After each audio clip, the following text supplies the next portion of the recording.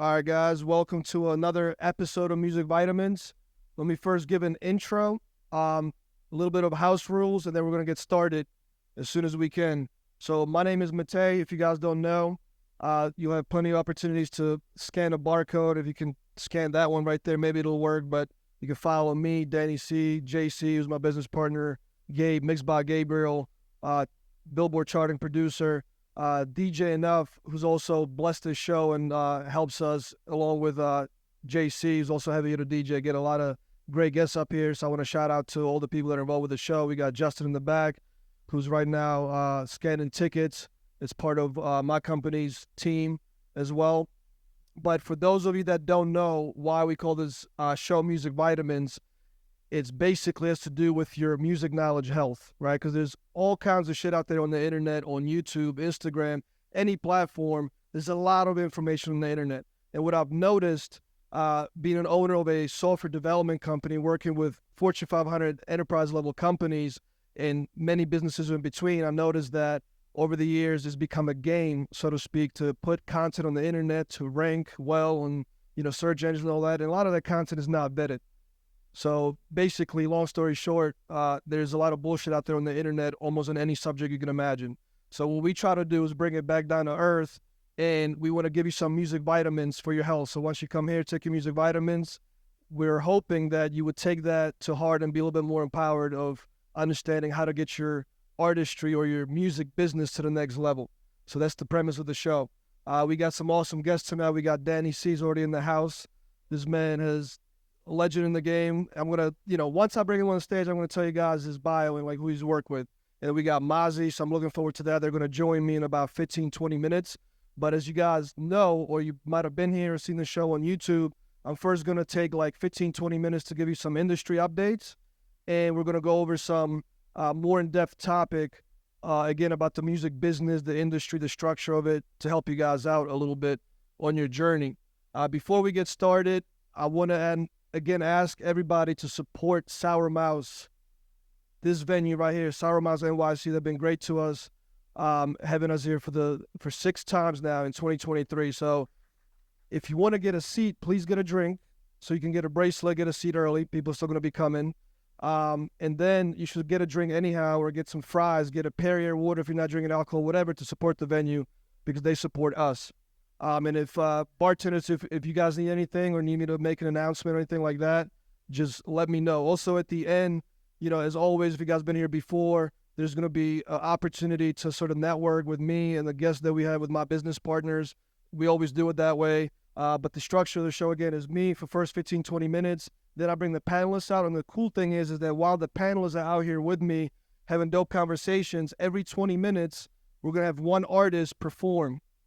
And that artist is going to have 1 minute to pitch their brand, kind of like Shark Tank, and they get to do just one song. It better be their best joint, and it better be out. I say that every show, right? Because artists get up here with unreleased shit. That's cool, but I can't even Shazam it. That's a missed opportunity. It's putting a barrier between a potential fan and the sub. But we'll see what happens tonight. So anyways, let's get to it. Oh yeah, there's the structure of the show I just went over. Boom. So some industry updates. Last time we were here was end of June. Threads did not come out yet. Threads came out, if you guys are not familiar, is basically Twitter, aka X, but on, Instagram. So Threads launched early July, maybe July 3rd, whatever. It's not relevant, but it was early, first week of July. And if you follow me on Instagram, elsewhere, I made a few posts about this, but Instagram was sort of, showing its guns, its muscles, or what it could do, how much influence it has, because immediately when they announced Threads, 100 million people within the next few days joined the platform. I'm not sure how it ranked, but it might have been either second most apps downloaded or apps adopted within the shortest period of time, besides ChatGPT. I think ChatGPT might still hold the record, but anyways, they're top 2. But what I wanted to highlight is that Instagram has a lot of leverage and a lot of action on it still, despite TikTok coming at everybody's toes and being a big competition. But let's also talk about the reality of what happened with it. So since it launched, we're in end of August. They're almost out for 60 days. It has dropped by a little over 85%. But that still means that they got 10.3 million active daily users on it. which at the end of July, they had 49.3 million out of, I guess, the 100 that are on the platform. Maybe they have 130 million or more on the platform, but about 10%, if you think about it, are active daily. And just to give you a comparison, Instagram has 500 million daily active users. But the reason I want to highlight this is because I have now had opportunity to work with hundreds of artists, both at the major level, independent label level, independent artists with budgets, all the way down to artists that have no idea what they're doing. But funny enough, every time a major technology comes out, like TikTok, I remember clearly, even when it was still, I forgot the name of the app, what it was before, some would dance in it. But anyways, there was a lot of resistance from the artists that I heard about TikTok in the initial days. I don't do dancing, I don't do this. Of course, it had its own kind of origination of how it came about and became popular, just like Instagram was just for taking pictures in the beginning. But there was a lot of resistance of getting on, and now artists are finally starting to see the picture of TikTok and how powerful it is, and they're just now flocking to it in 2023. But it's a missed opportunity. I understand that everybody only has 24 hours in a day, and we only have so much time, but if you have the opportunity to jump on an app early, especially something coming from the Meta platform. I mean, Meta still to this day has the biggest country on this planet when we talk about all their active users of WhatsApp, Instagram, and Facebook. So if they put something out, it's time to pay attention. And the reason I want to say that is because there may be some opportunities still on there because of how they're approaching working with influencers, right? So every time, usually a major company, not just a major company, but artists do this all the time on the bigger level, they'll get a network of influencers to sort of talk about what they're doing, the grand launch, the new song coming out, the new project, the new app coming out. So they are working with a lot of influencers. And this article that I read interviewed 600 influencers that Threads CEO decided to give money to sort of get the, platform to the next level, but also keep the platform active. Active is the key word for these platforms. And all of them were talking about experiences where they had a good experience so far on the platform as an influencer. There are decent amount of people flocking to it, but they were saying the interesting thing for me, which I wanted to translate to you guys, is that all the influencers that are now at the position to be contacted by Threads to do some influencer posts and things like that, a lot of them were not there yet when TikTok was getting launched in the US, because TikTok reached out to a shit ton of influencers, but they were talking about stories, how their friends that were at that level of an influencer got hit up by TikTok in the early days, and because they stuck with it, they now have massive, massive accounts of millions of active followers and, fans of what they're doing on the platform. So just want to give you some real perspective, because I know people wondering, like, is it worth the time? You have to put in some work to figure out if it's worth your time, if you could get some fans on there, new ones, or if you're able to translate fans to the platform. So there's no easy answer, but I could tell you from all the platforms that have been around for the last 20 years, the first mover advantage is always an advantage, but you got to put in work. It's not just because you happen to be the 150th, person to download the app and say, oh, I'm, the first 1,000, I'm going to blow up. That's not how it works. Put in the work. So that's the update on Threads. Next thing, TikTok. I think I probably did a music industry sort of update on TikTok every episode this year on here, but TikTok is definitely becoming a juggernaut in the industry, a platform that's literally specifically molding the music industry like Instagram and Facebook have not been able to do. YouTube has had a lot to do with molding the music industry, but TikTok is probably the next biggest platform that's able to do that, and for a couple of reasons till now. And if you guys go at the bottom, you can follow me on Instagram, and I put out daily videos about a lot of articles like this. So for those of you that follow me, this may be sort of a summary. But the reality is that until now, for about the last 2 years, TikTok had blanket licensing on all the major industry music out there, which the labels didn't like, of course. And from a business perspective, maybe is not as fair, right? Because it's not per stream. But now, finally, that TikTok is realizing they do have this transformative power to affect the music industry. They're also realizing we got to sort of play nicer with the major record labels, just like YouTube realized that years ago. So they are now striking different deals, the first of many to come, which is with Warner Music.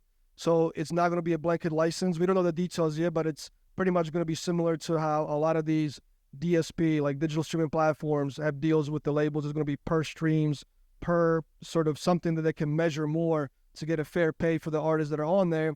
But that's huge because one of the reasons TikTok was able to do that, because when they looked at all the 14 tracks that appeared number one on Billboard Hot 100 for year 2022, 13 of them were sort of proven or bagged by TikTok to show that a lot of viral shit went out about that song before the song was even anywhere close to Billboard, number one on the Hot 100 chart.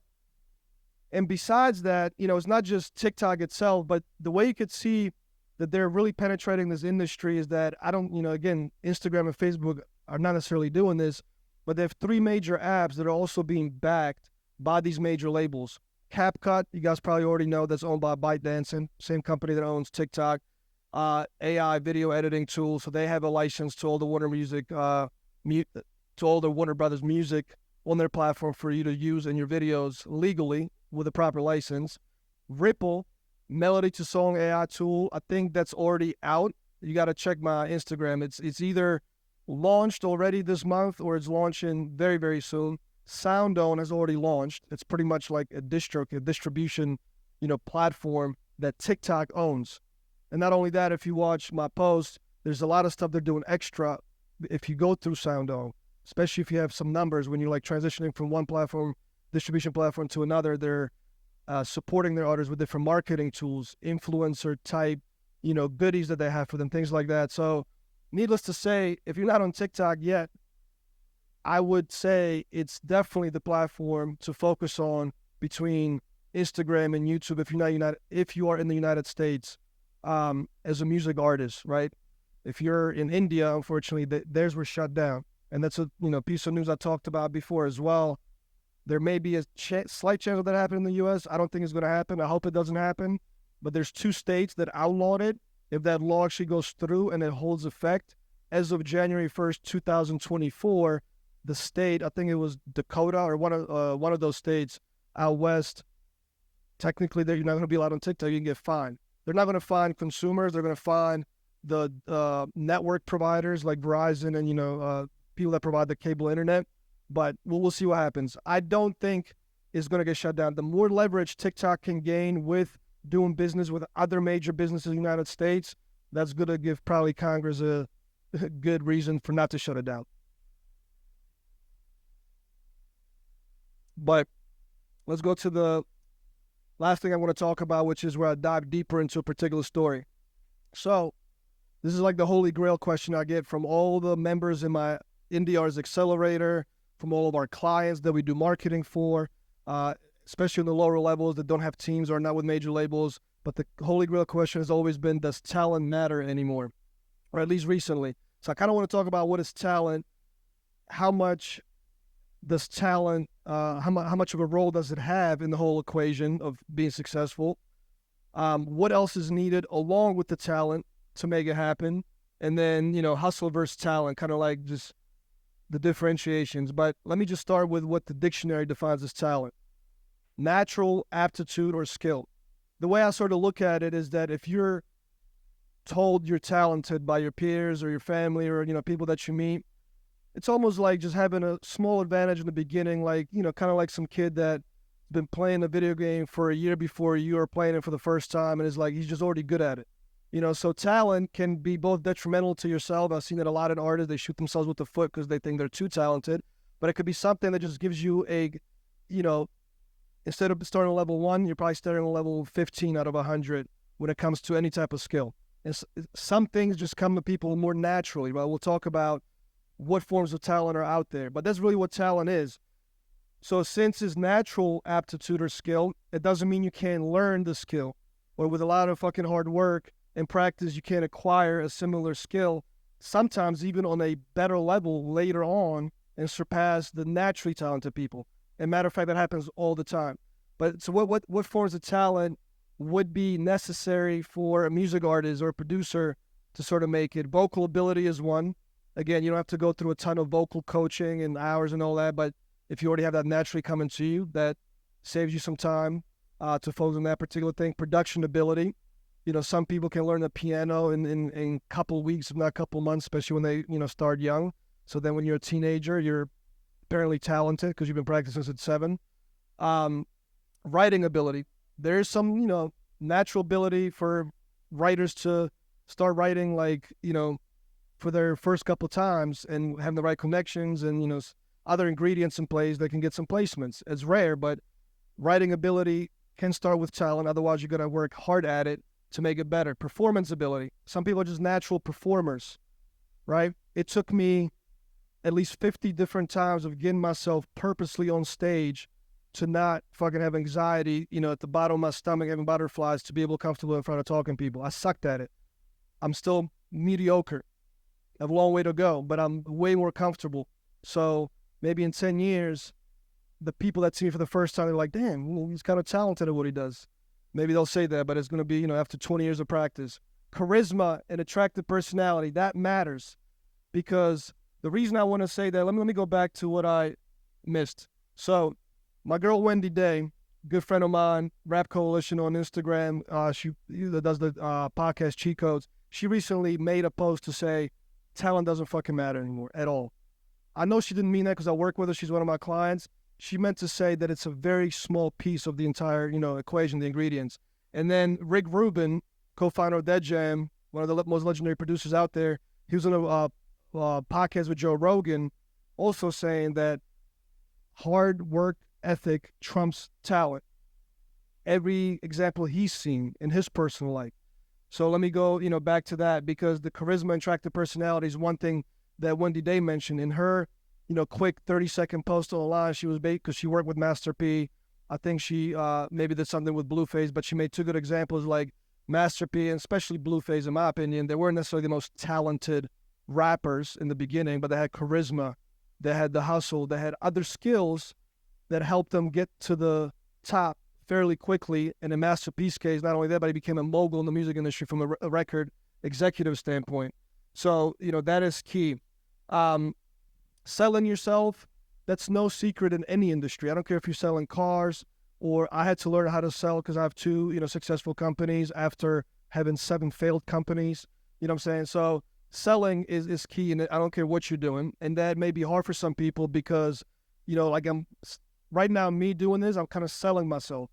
A lot of people don't have that comfortability to just walk up to anybody and sell themselves. You're going to have to acquire that. That's the maybe bad news to some of you, but I think the good news to everybody else if you're willing to do whatever it takes. Hustle mentality, that's the last thing I want to talk about because, hustling, sometimes people think it's a bad word, but to me it's just like you'll figure out whatever it takes to survive. To me, a hustle, if you're good at hustling, you're a good problem solver. Now, of course, you can take, advantage of people by hustling. Like, I feel like every word on this planet has a negative spectrum to it and the positive spectrum. But hustle to me is important. It's going to accelerate your career. Again, can it be trained? I think it can. I know a lot of people, especially from the country that I'm from, because in Slovakia, when you reached 18, you had to go to the military service for 2 years, whether you were in college or you had to serve, right? And I know a lot of stories from my personal family members when they were, sort of labeled as fuck-ups or people that had not much going for themselves. 2 years of service, not even like on the field as a soldier, changed their life because it taught them how to problem solve and how to hustle in a way. You know what I'm saying? So I think it can be taught. Let me get to this because the reason I'm mentioning this is my opinion compared to Wendy's, and I know she holds the same opinion as I do, most likely, but I think talent does matter. It's a prerequisite. It's kind of like if you want to take physics 101 in college, if you don't know algebra, you're probably going to fail. 99.9% of the time, you're most likely to fail. However, if you have the basic math skills, you can at least get on your way and see what you could do with Physics 101. But it's the same thing about music. To a certain level, one of those talents, the charisma or the ability to rap or produce or whatever, you got to have some of that, at least a little bit baked in, or at least learn it and then come out, learn that skill and then come out with it. So it is important. But to me, it's 10%, maybe 20% if we say, let's say Blueface, mediocre in artists, let's say that, but very good with the charisma. I do got to give him credit for his ability to talk, to, the charisma part of it. So that was part of his. At most, it may be 20% of the equation, but I'm still going to stick to 10, and I'm going to break it down and why. But again, what's the other 90%? Business management, tour management, day-to-day management, accounting, HR, which is human resources. If you're as big as Drake, he probably employs 25 people minimum, if not more. He may employ like 10 people now just for his jet maintenance. his plane. But then you got legal, super important, especially in the music industry, marketing, sales, distribution. Marketing splits down into my three pillars of marketing: digital, physical, networking, A&R, and R&D. For people that are confused with what A&R is, it's sort of like being the architect of your brand. And sometimes back in the day, a lot of artists had great A&Rs that architected their brand to the world.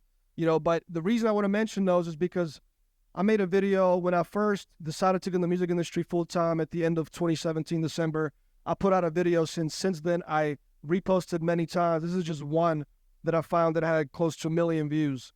And this post happened to resonate with a shit ton of people, not only artists, but a lot of label people. A lot of the connections I've actually ended up making, like Rick Barker, if you guys know him, found me off of this post, and we just started communicating and things like that. So let me break that down in the new 2023 format, which I made it on Canva to help you guys understand what that means, that the talent does matter, but it's like a certain ingredient in the equation.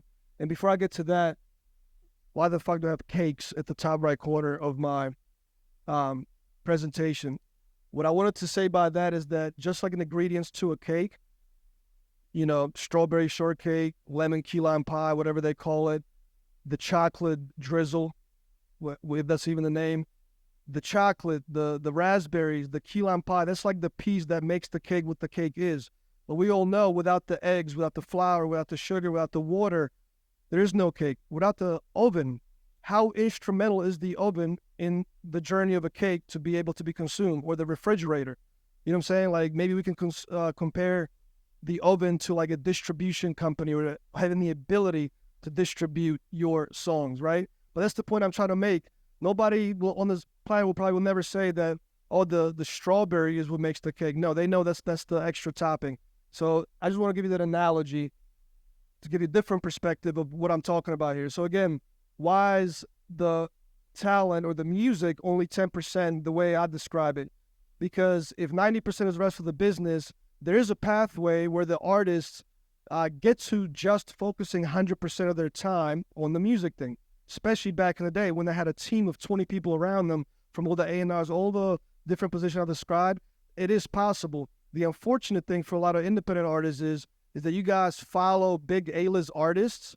You hear them talking about what they're focusing on and how much time they spend in the studio for their latest album that came out. And the perception that you get, which is the era of power perception, to you is that it's all about the talent.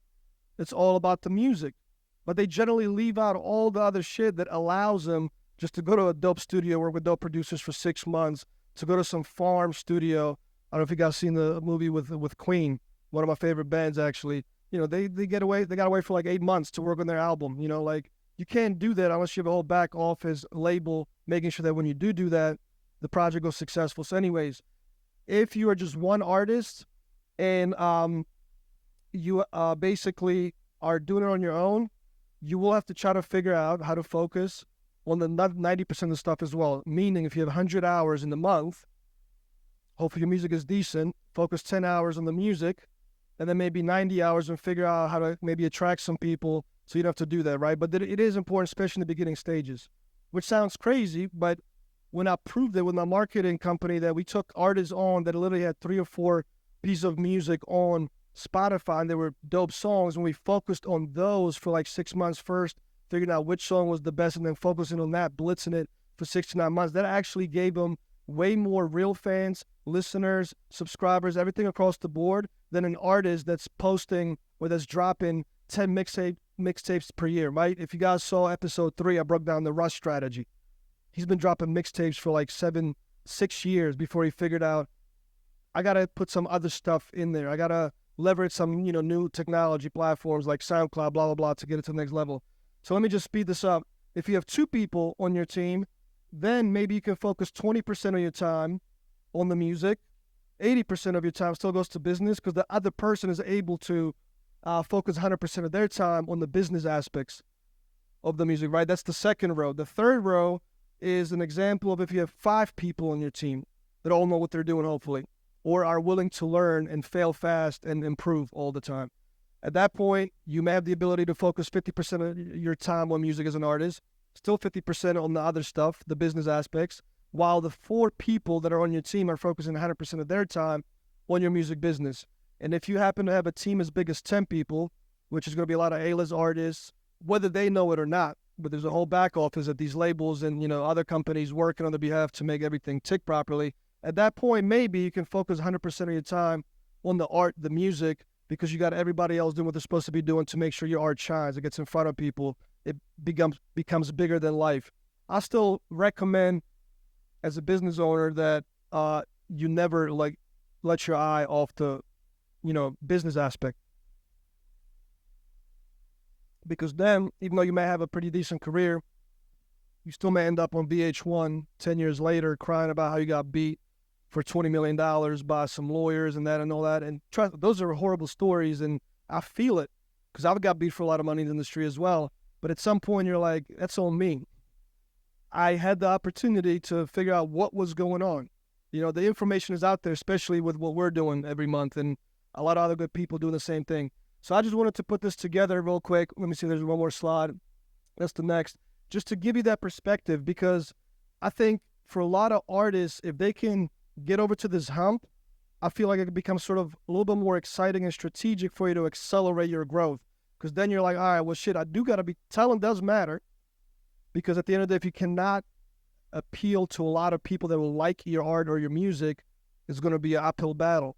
But even if it's mediocre, there's plenty of examples out there that I already went over in past episodes, or you can find on the internet daily, that may surprise people, like how the hell did he or she get her music, where it's at right now is not even that great. But there's so many other ingredients that can play a role in this, right? And there's so many other combinations.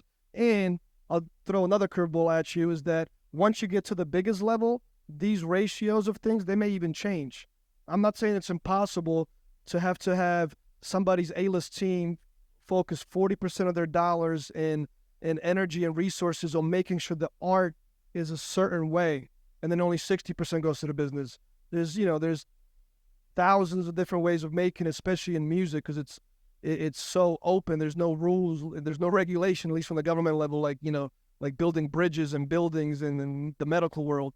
So there's so many combinations of this, but I would say in most cases, if you can understand this, I think it's going to empower you to say, all right, music's got to be there one way or another. I'm going to improve on that, but I should start looking at these other aspects today, this early, because it will accelerate your career, I promise you. So before I bring up Danny C, and do we have Mazi in here? All right, awesome.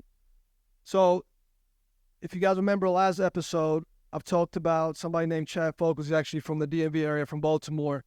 We spoke, and I'm going to get him on the podcast. It's going to be more online, so scan the QR code. Make sure you follow me, because that's going to be a dope conversation. So that's going to be happening. I don't have a date yet. And then the next Music Vitamins event is going to be Q4, either at the end of October or November. Obviously, if you guys follow us, you'll know the date as soon as we know it. So let's go ahead and get to the main show.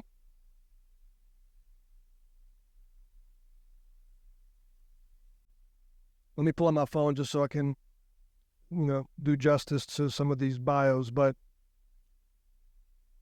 And Mazi, my apologies, I just got your bio like 30 minutes ago, but I'm going to read off of yours. And Danny C, I'm excited for Danny C because I've read through his, but I'm just going to summarize Danny C. This man understands probably everything I just talked about, all those aspects, because he's been in the music industry for 25 years plus, worked with clients or artists like TLC, Whitney Houston, Biggie, Outkast, then working with people like LMFAO, Bad Bunny, just major artists across the board for years and years, and worked under Clive Davis, correct, your mentor. So I'm excited to pick his brain and ask a lot of great questions. But Danny C, man, welcome to the show. Thank you for coming through.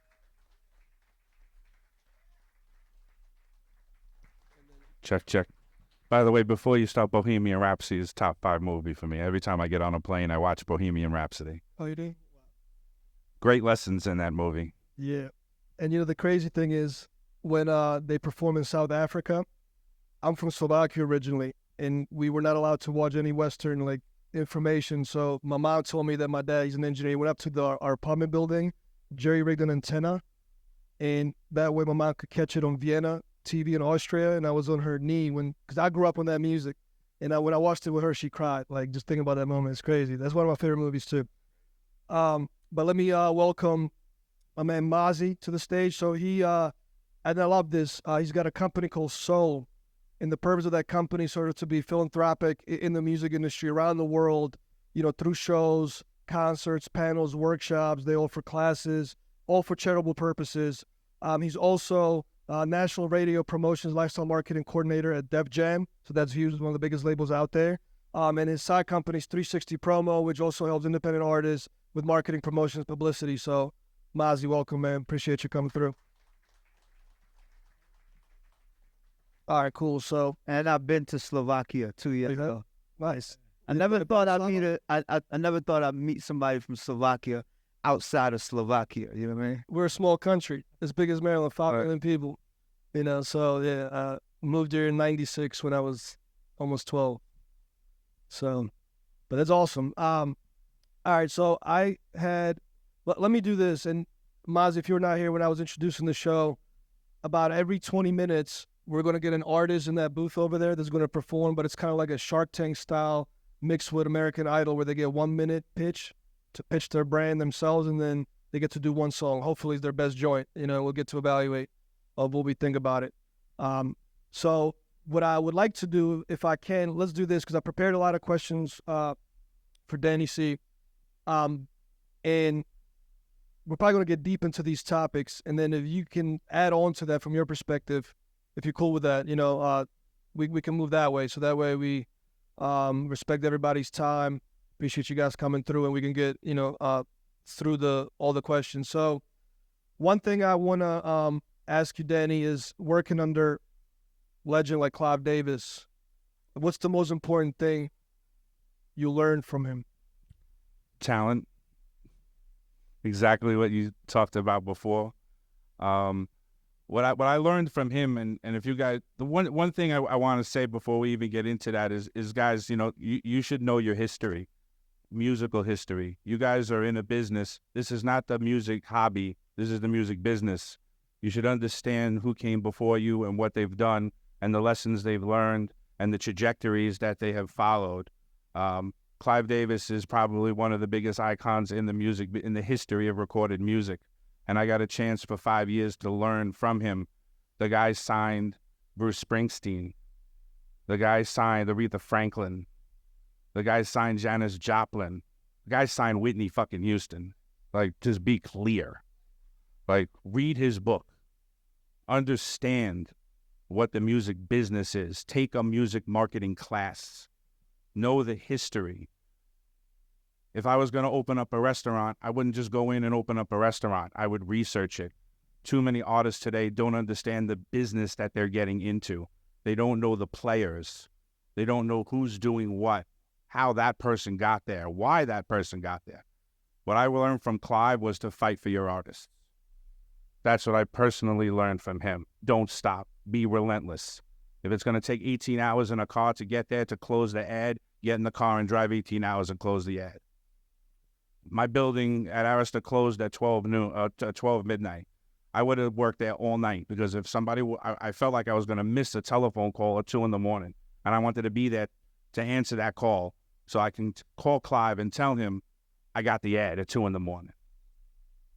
He instilled a passion in me that still burns today. So Clive had that hustle from like the list of things I was talking about. The guy is 90 years old and still working. He's not stopping. He's 92, I think, this year. And he's still working. He's still working with Jennifer Hudson. I love that.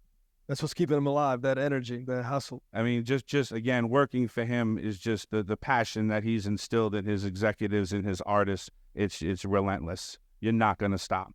But you have to understand the business of music. And we all did that as executives, and his artists understood the business of music. Now, fast forward 40 years from Whitney Houston, I work with Gazi at Empire. I've been with Empire for 7 years.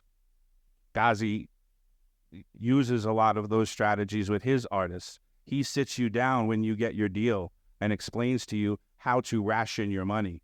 He tells you, don't go buy a house, don't go buy a car, go invest in real estate. He explained, well, you can free to do whatever you want with your loot, but he explains to you, go take medical benefits out for your family first.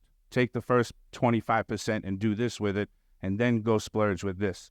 He explains the business to you because, guys, this is a business. This is not the hobby of music. This is the business of music. People's livelihoods are at stake. People's how you pay your rent is at stake. How your lights stay on is at stake. And too many people and too many artists today don't understand that. That's why a lot of these artists today are fuck-ups. Sorry. They just are. They don't understand what it is. They don't understand the enormity of what this is. Like this business can take you to see the world 10 times over. 10 times over. I worked with Pitbull for 14 years. I couldn't imagine. I'm a white Italian kid from Staten Island, and I don't speak any Spanish. And I worked with Pitbull for 14 years and worked with Karol G and Bad Bunny and Farruko and Banda MS. I'm a white kid from Staten Island, Italian kid from Staten Island. The music business can take you places that you've never seen before, but it's the business part of it that does. And the hustle starts that. And I love that. I want to ask you a bunch of questions about Pitbull as well. And then Mazi, for you, whoever was your mentor, I'm sure you had a lot of great mentors. What is like the top thing you learned from your mentor? Similar to Danny, I worked with a lot of legends from Leor Cohen to L.A. Reid to Jay-Z, Yep. Barry Weiss, Paul Rosenberg. So it's Huge. I've been there for 21 years at Def Jam, and one thing, a lot of the things that Danny said resonated with me. There is no. You got to get this shit done. There is no. One time, I remember I was in Miami, and I forgot the artist. We had a record that needed to be played on radio, and the DJ that was supposed to play it in the morning at the morning show, he didn't play it. And I told my boss, yo, he lied to me. I was with him all last night. He didn't play it. She said, don't even get on a plane unless you get that record played. Don't even get on a plane. Don't come back. I live in New York. She don't want to come back. So last minute, 23rd hour, I got it played with the guy at the who's spinning at noon. And I was able to come back. But it's like, that's just one example of thousands, you know what I'm saying, where you have to get it done. There is no, and if you got to find a way around it, you got to find a way around it. Being in the office after midnight is a regularity, you know what I'm saying? Yep. So a lot of the things he said resonated. And when you work with legends such as the ones we just named, there's no pussyfooting. You know, you can't, you have the Rihannas of the world, you have Kanye's, you have the Jay-Z's, you have the Justin Bieber's. You have to get the shit done. Yeah. Those people get weeded out quick. A lot of great stories with people like you guys that are in the industry today, probably started as an intern, and it's probably the first test. Yeah, no, I interned at Mercury Records while I was in college for 2 years. I got one semester of credit, and this was pre 9/11. This was in the 90s. And because I had the gift of gab, and you just made friends with everybody. I had the whole building wired. I had Mercury Records wired as an intern, and I just made friends with the security guard. So when the next semester came, I just walked in. I didn't do anything. Yo, what's up? Yo, here's some CDs, here's some tickets, and stayed another year and a half for no credit. That's how bad I wanted it. I worked there I worked for Bruce Carbone, and I actually found, shout out to Bruce. I found, none of you guys are going to remember this, but I found Ill and Al Scratch, Where My Homies, on a cassette tape in a milk crate. And I said, Bruce, this is a record. And I brought it to him, and he signed it, and the record went gold as an intern. I didn't even get a plaque. I didn't care, but I just knew that this is where I wanted to be. I was supposed to be a doctor. Then I was supposed to be a federal agent like my dad. And then I was like, yeah, no, I'm going to hang out with girls till 4 a.m. I'm going to DJ. I'm going to party. We're going to drink. But that was the party side of it. But because I was an intern, I was understanding the business side of it. So if you party all night and get home at 4:30 in the morning, you bet your ass better be on that bus at 7:30 and be in that office at 9. Drunk, high, I didn't smoke, but whatever it was, you got to that office because your big boss, he slept all night. And he wants to know what happened last night at 9 a.m., at 10 a.m. So there was no day, today's a different story, but when I came up, there was no day. And I'm sure he'd say the same thing. There was no days off. None. And look, to what you said. And then on top of it, I'm sorry, then part of the Arista deal, L.A. Reid had LaFace through there, so we were working with him, and we were working with Puffy that had Bad Boy through Arista, and then he was coming up too because he was a solo artist, and he was still in the middle of building Bad Boy on top of Arista. I had 3 labels moving at the same time where I was. I had 18 priorities at any given time, and you had to get every one of them played. It's a great internship. But to what you said, where somebody, you knew an artist, you took their song, handed it to somebody at your label as an intern, and then that led into a major situation. A lot of artists hope for that, right? But I want to explain how that relates to that chart that I showed you. That record might have been the 10% because they caught his ear in the ear of his boss, but him and his boss together own that 90% machine. They, you know what I'm saying, they embody that 90%. So when you have one of those lifetime opportunities to get something through that, that still existed. It's not like, oh, I'm just that talented, you know?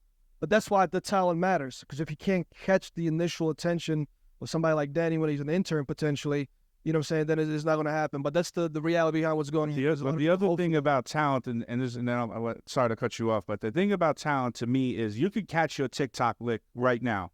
But if you don't have a fan base, you're not going to have a decade and 2-decade career. So catch that lick if you want to. That's cool. And hopefully you save your money, but you're not going to be around in 10 years. Talent is what's going to have you around. That's why Barry Manilow still sells out Madison Square Garden. That's why Neil Diamond and Billy Joel still sell out Madison Square Garden. The Rolling Stones are 120. That's talent.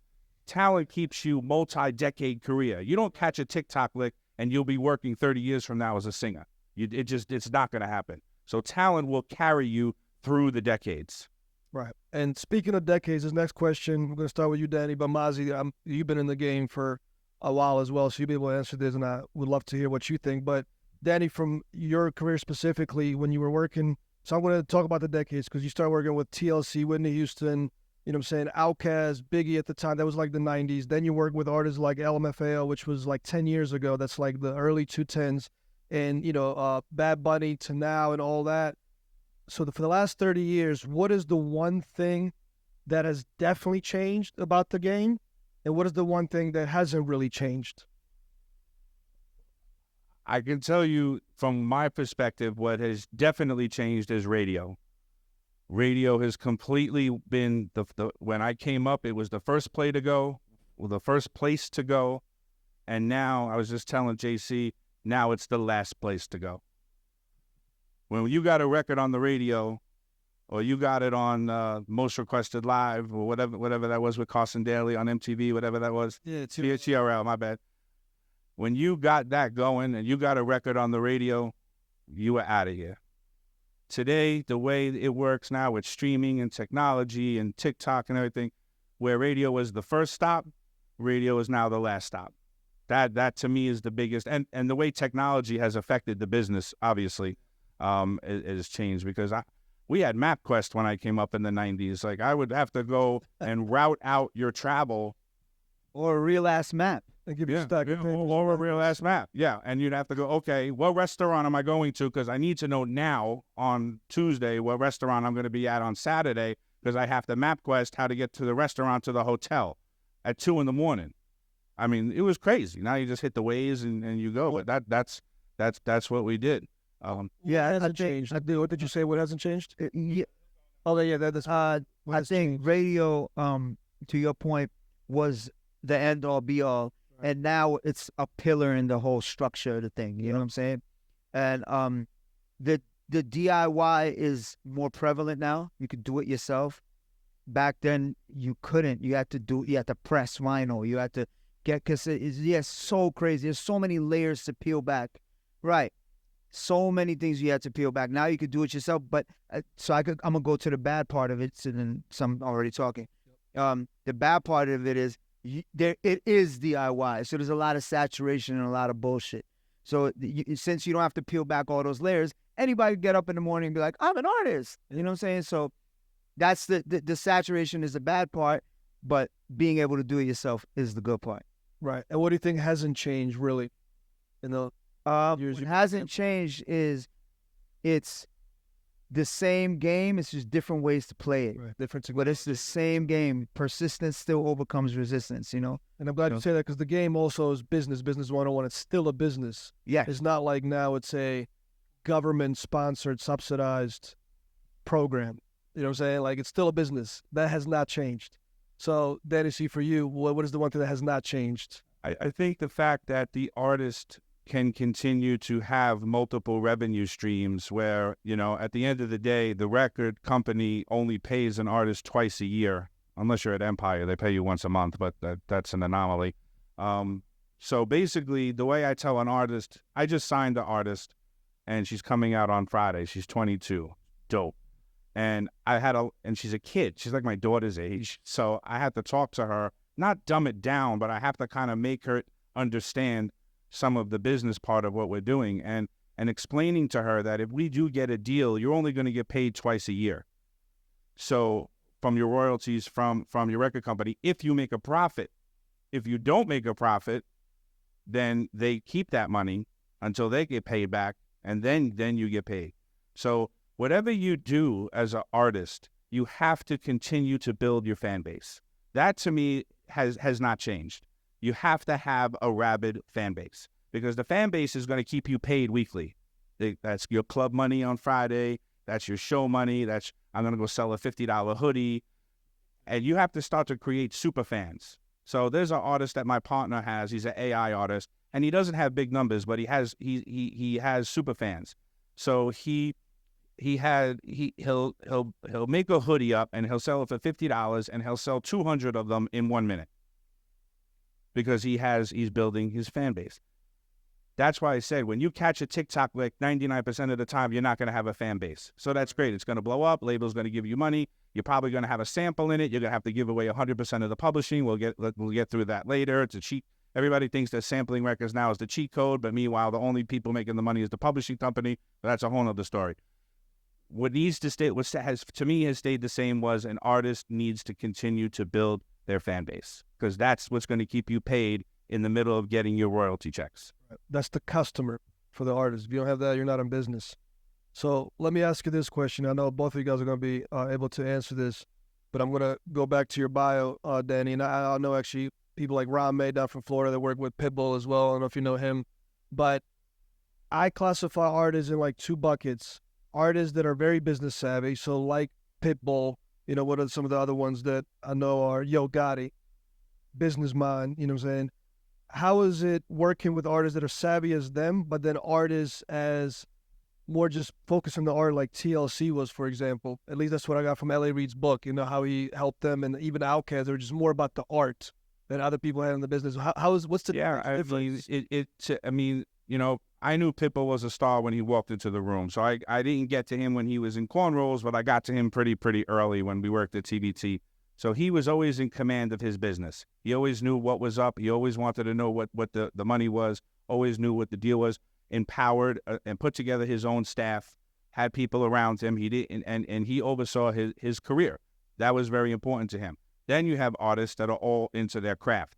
But if you're into your craft, then you have to be able to bring people on to speak to you. Steve Lobel said that in an Instagram clip the other day. He said, don't show up to a meeting high. Don't show up to a meeting leaned out as an artist. Don't show up to a meeting fucked up.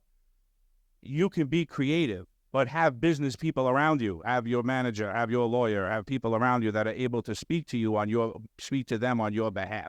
So you're going to have the artist that's business savvy, and then you're going to have the artist that's creatively savvy. But if you're creative, and you know, sometimes creative people are crazy.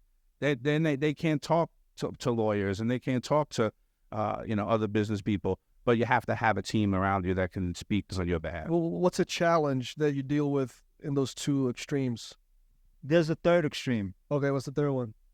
The artists who think they know the business. Delusion. They read a few articles and then now they're experts. I want to own my master.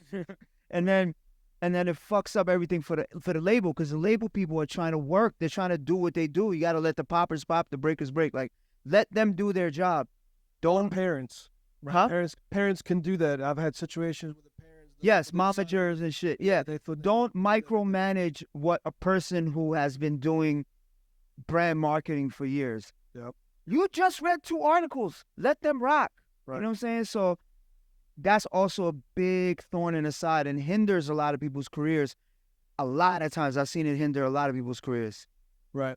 And I mean, that's for people that are already starting to get the Sometimes labels. mom doesn't know Yeah. this.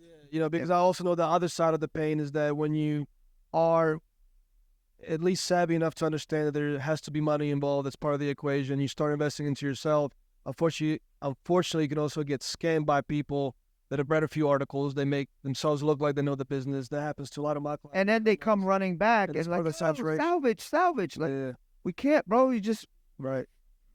fucked it up. I want to be a little clean, but yeah. But you should do your research, like he just said. Like I just had a situation today, literally this afternoon, that our artist called me that I was talking to 6 months ago and was like, hey, a lot's changed in the last 6 months. Like, can we renegotiate? I was like, no, have a great life. Like, once you've done that, like once you've shown me your bad side, what is to say you're not going to show it again after we make And it doesn't matter how good you are at that point. Because there's 10 at least 10 other people as good as you or better. You blew it. You had an opportunity and you blew it. But people that's what I'm saying, do your research. Understand what the business is. You're going to know somebody that knows somebody that knows somebody to say, hey, what's Danny C?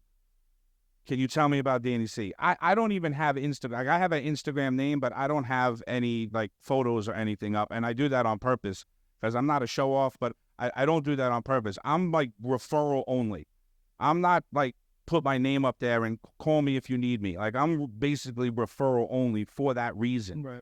So if you talk to somebody in the business that says, hey, JC, or hey, Mazi, do you know Danny C? You're either going to get, yo, he's dope, or yo, don't fuck with him. There's not going to be any middle ground. And if you ask 3 or 4, you ask DJ enough, or you ask JC, you're going to, or whoever it is. Like, even me in my position in 30 years, I still call other people, yo, you know this dude? I don't really know him. And then you'll see 2 or 3, you'll ask 2 or 3 other people, hey, what's up with this dude? Do you know him? Yeah, he checks out. Okay, cool. Bang, bang, bang. Let's put him on the phone. Put together a team of people around you that share your vision, that hopefully you can trust, but that you've done your research on. And it's a small community. Don't get whack juice on you. Don't. Everybody will It's a find small out. community for sure. And look, it's so simple to do your due diligence on the brand. I'll give you an example. If any of you guys are going to buy a $4,000 4K camera, you're going to probably spend hours on YouTube or blogs figuring out what the hell you're about to pay $4,000 for because you're in it. The same way, if you call me and I have a big enough client, you can talk to Clinton Sparks. You can talk to Wendy Day. I have people that, when bigger clients ask me, do you have any referrals? Can we talk to some previous customers or clients? Sure. I have nothing to hide. But it's the same thing for a roofing contractor. If you're about to get your roof fixed and you ask them, hey, can we talk to some of your clients or, go see what you do in some way? And remember, just having reviews on the website, anybody can fake that. But if you can get a person on the phone, yes, that could be fake, but it's, usually that's in my opinion, a better way to do it. But if they say no, you can't really talk to anybody, that's your first red flag. You know what I'm saying? Because I hear it all the time. Like, a lot of the clients that come to us, and I'm sure a lot of the artists you guys deal with, they sort of come, beat up and bruised. Like, everybody goes to the music industry gauntlet. I've been through it. But I don't act like that when I go do business with a major label. I don't need to tell them how I lost all the money that I lost. I'm just about the business. We know what we're trying to do. They need a service. We know what we provide. Let's talk. It's about showing improving. So like I said, I don't have any social media. I mean, I have my name, so I control, I guess you call it. But what I do is, if I have a client that is interested in my services, I have a beautiful 2-office suite with nothing but gold and platinum and diamond awards on the walls. So if you want to hire me, come down to my office and let's speak as professionals. I'm going to show you what I do. I'm not going to tell you what I do. I'm going to show you what I do. And if you decide to hire me or do business with me, same thing with the 2 artists I signed. I said, I don't want to sign you in your city. I want you to come and see me. I want you to understand what I'm going to do and what I have done. And not from an ego perspective, from a transparency perspective. I want you to know the trenches that I've been in, so that way you're going to feel comfortable that I'm going to kill for you. That's real information that you guys need to understand. So what I want to do, guys, now is we're going to get our first artist to perform, do their 1-minute pitch. We're going to have my man, my business partner, mixed by Gabriel. He's a producer that everybody should be watching out for. You got how many plaques now? Two records that have been on top, 20 or higher on Billboard? There you go. So give it up for Mixed by Gabriel. But yeah, he's going to announce the artist. We're going to be entertained, and then we'll give him some feedback. And hold on, let me get my buzzer. All right, because I got to get my timer on. So, because you only get 1 minute to pitch your brand. Cool. Hello. Wait, so he's pitching? No, No, no, he's no, not he's pitching. introducing. Okay. Yeah, He's yeah. introducing. I was like, it. he got 2 plaques already. He's part of the show. So basically how it's going to go is the artist is going to pitch 1 minute to pitch their brand to the panelists. After that, they'll perform one song and then get feedback, like music quality, etc. Or business, how marketable. Yeah, is how it, marketable is the song, etc. Some So constructive. the first artist is Jacka, and he is going to be performing a song called Double It. And he's right here. Double It. Do you have a timer? Matej, you Yeah, have I got a timer. Yeah. Okay, cool. So yeah, Jaga, you get. Yep. Does it work? Yeah. All right, cool. All right, man. You got 1 minute to pitch your brand like Shark Tank, and then you're gonna listen to your song. All right, Let's let's get do it. it. Good evening, y'all. My name is Jaka. I'm a Brooklyn-born rapper, singer, engineer, and label co-founder. You might have heard me on Hot 97 when DJ Enough played my songs First 48, No White Lies, 4 a.m. Calls, and Double It. He also played a couple of my remixes. Gabe P played my song Double It on Power 105, not Shade 45, on the Radar Radio. I won a couple of Shade 45 demo battles, and these days I'm on the radio pretty much every day. Shout out to my guy DJ Angelic. Shortly after Enough was playing my songs on Hot 97, he invited me to be the last artist on Outside the Box, That's right. where I met Matej. And I recently dropped the Double It music video. That's the song I'm performing tonight. And some other tidbits of information. I had a billboard in Times Square to promote my drill album Juju in 2021.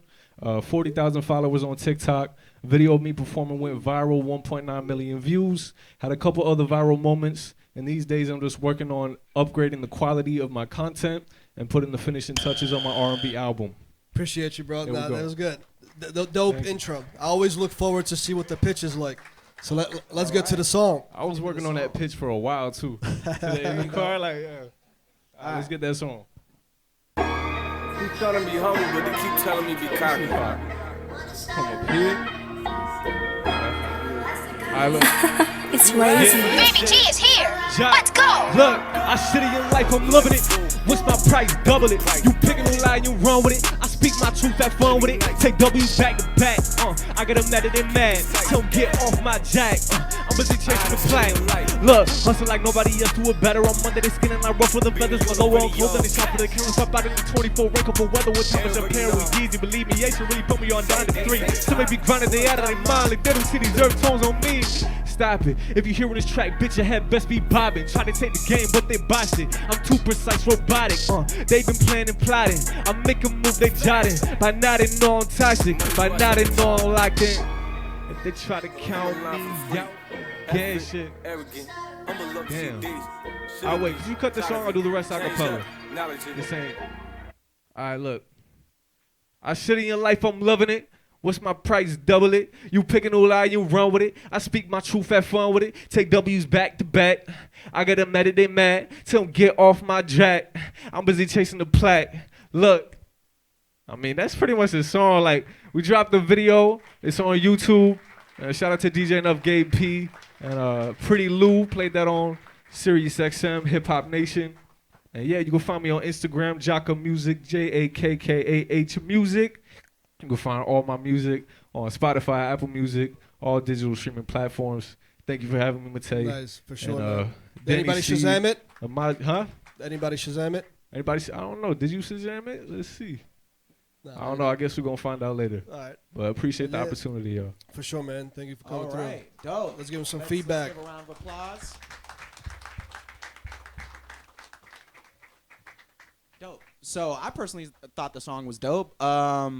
I don't have too much critique on it, particularly. Yeah, I thought it was dope that he went a cappella and he's confident doing that. A lot of people aren't, so that was big for me. Yeah, I think it was a pretty good performance, in my opinion. I don't really have too much critique. What do you think, Mazi? I agree that the song was dope, but because the song was dope, I wanted you to do the whole thing.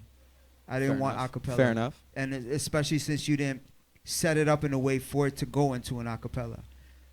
Granted, this is a weird space to perform Yeah. at. Like, there's really no stage. You're like in a booth. You're on the floor.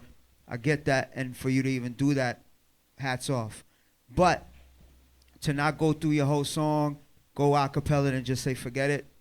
You have to be a showman, no matter what. If there's 5 people in the crowd or 50,000, you just have to. You're a professional, and all the things you did are professional status. Like either climb into professional status or are where the pros are at. You know what I'm saying? You're in arenas of that nature. So you have to act like that and carry yourself that every time you touch a mic. You know what I'm saying? So that's all I wanted because the song was dope. If the song was whack, I'd be like, yeah, whatever. But it was a dope song, so I wanted to hear the full energy, the full force of it. Word. Danny, what do you think? No, Gabe, I think we got to... Oh, can you turn the mic off, Jocko? Yeah, I mean, I definitely agree.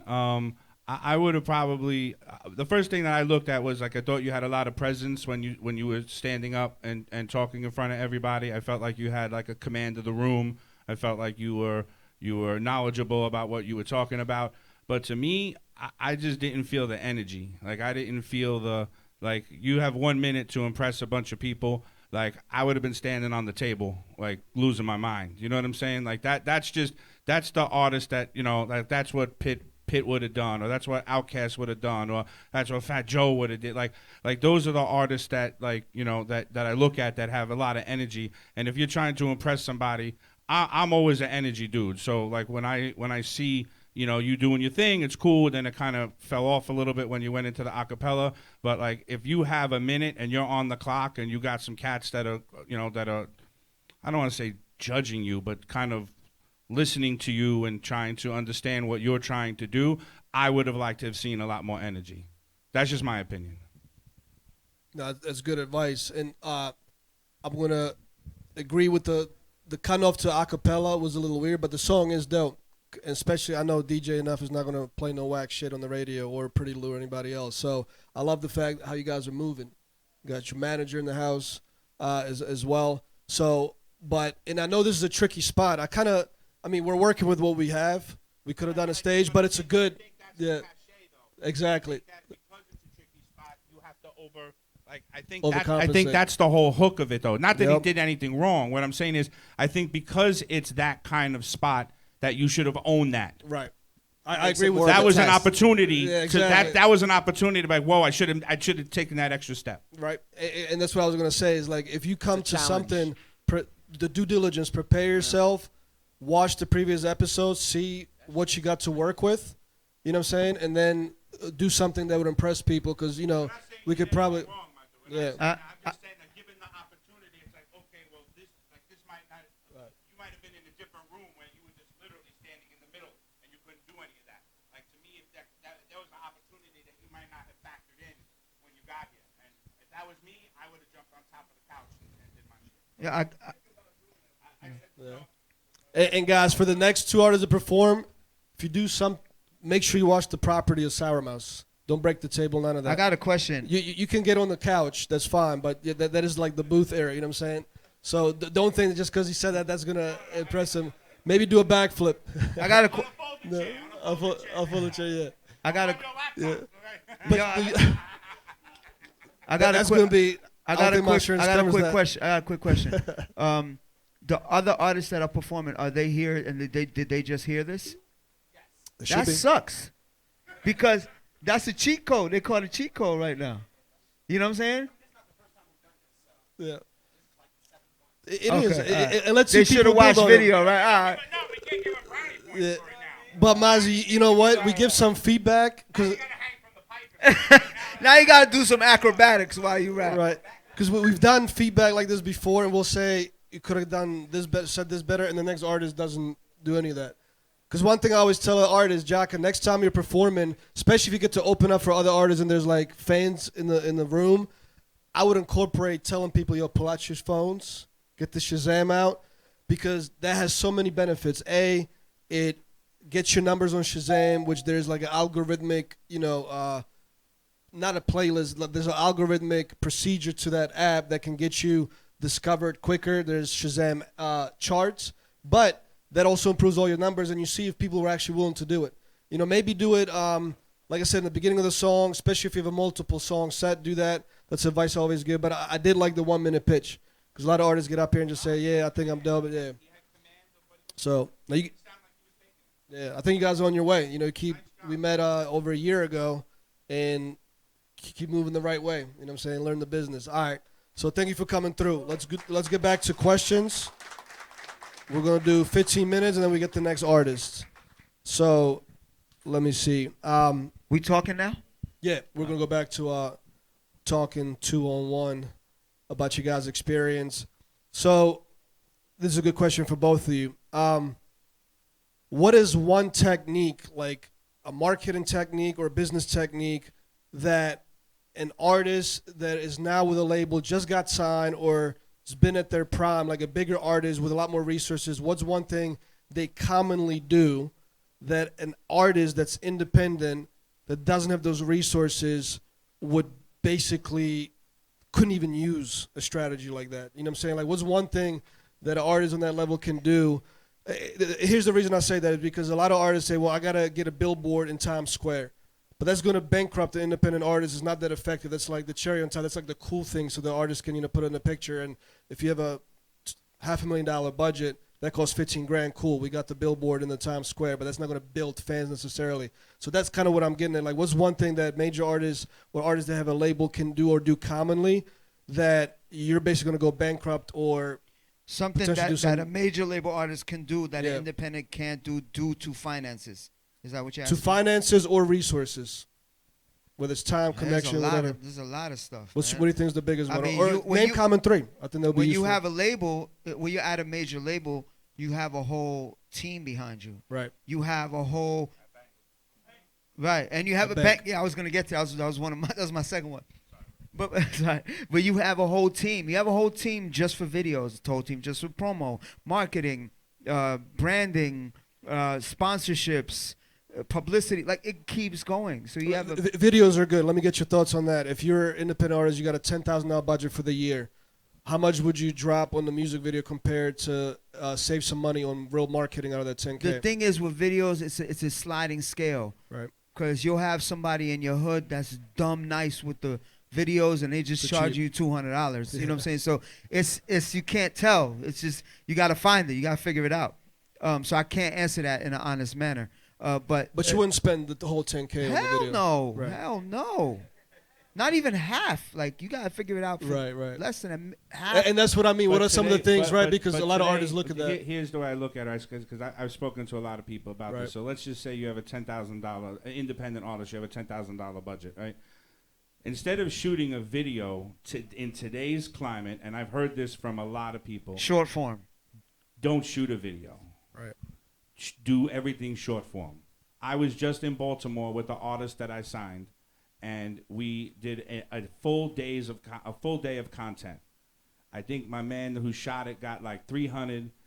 I think I paid $150 for the hotel, a rental, and I bought a self-powered speaker and my phone, and we went to 9 different locations, and we shot content for 3 songs. And we're gonna string the content along because you have to get a really good, like, creative dude. And we shot one song in like 5 different locations and with the same fit, but doing the same thing in 5 different locations. And we're gonna string that content together for a video. But meanwhile, we got content for 3 songs that'll probably last him 2 or 3 months. That he'll get more views and action out of than doing a $3,000 video that'll have 1,400 views in 3 years. Right. Yep. And then the bank is the second thing. Yep. And then the third thing is I'm going to compare it to McDonald's and a mom and pop's burger shop. When you have a mom and pop's burger shop, yes, you could be you could even be a millionaire. There's a lot of millionaire independent artists. But when you have McDonald's, you have that logo. You have that broad marketing. You have that familiarity worldwide. So those are the 3 things that stand out to me. There's more, but those are 3 of them. No, I love that example because in real business, I give the McDonald's example all the time. If your mom and pop cheesesteak spot in Brooklyn, you can't even afford, like for example, 30 seconds on Super Bowl. That may bankrupt you, because I've actually had a real business guy. If you remember Groupon, back then I had a company called Arrow Advertising. I owned the franchise in Baltimore where you get spinners out on the road. They do tricks with the signs and all that. The reason I mention that because that company, corporate out of California, hired my software company to build them an app to compete with Groupon at the time. There was an example in Maryland where a massage parlor had a coupon on Groupon. They oversold too many, like 1,000 of them, and it made their business go bankrupt because they could not service those people in time. People got pissed off, and they flooded their Yelp with bad reviews. That killed, I know that business owner. Meaning that, okay, let's do what the big guys do, right? That was like an actual real-life example that I had experienced to say, if you do a Super Bowl commercial, you may not be able to handle because you don't have the distribution. Let's say you were that cheesesteak spot, you get 3,000 calls. First of all, you can't even get 3,000 calls, and that you don't have 100 people to take all those calls from that. You're gonna go bankrupt. If that was the thing you went to the bank for, and somehow you got it, or your rich uncle, that's probably not a good move. You know what I'm saying? As an independent artist, though, like put together a business plan. Like I put together years ago. I put together a 20-page business plan, and I didn't know what the hell I was doing. And I literally just researched how to write one, and it took me 6 months. And I had it proofread, and I did all the things I had to do, and to go and raise money, to go and start a label. And bro, I needed $5 million, I needed $1 million a year, the whole shit. And it literally was 6 months to write it. And I had to go to Staples and bond it, or whatever you call that. Get it. I don't even know what's the special name. Binder. Just all wild shit. Spent a bunch of money on this stuff.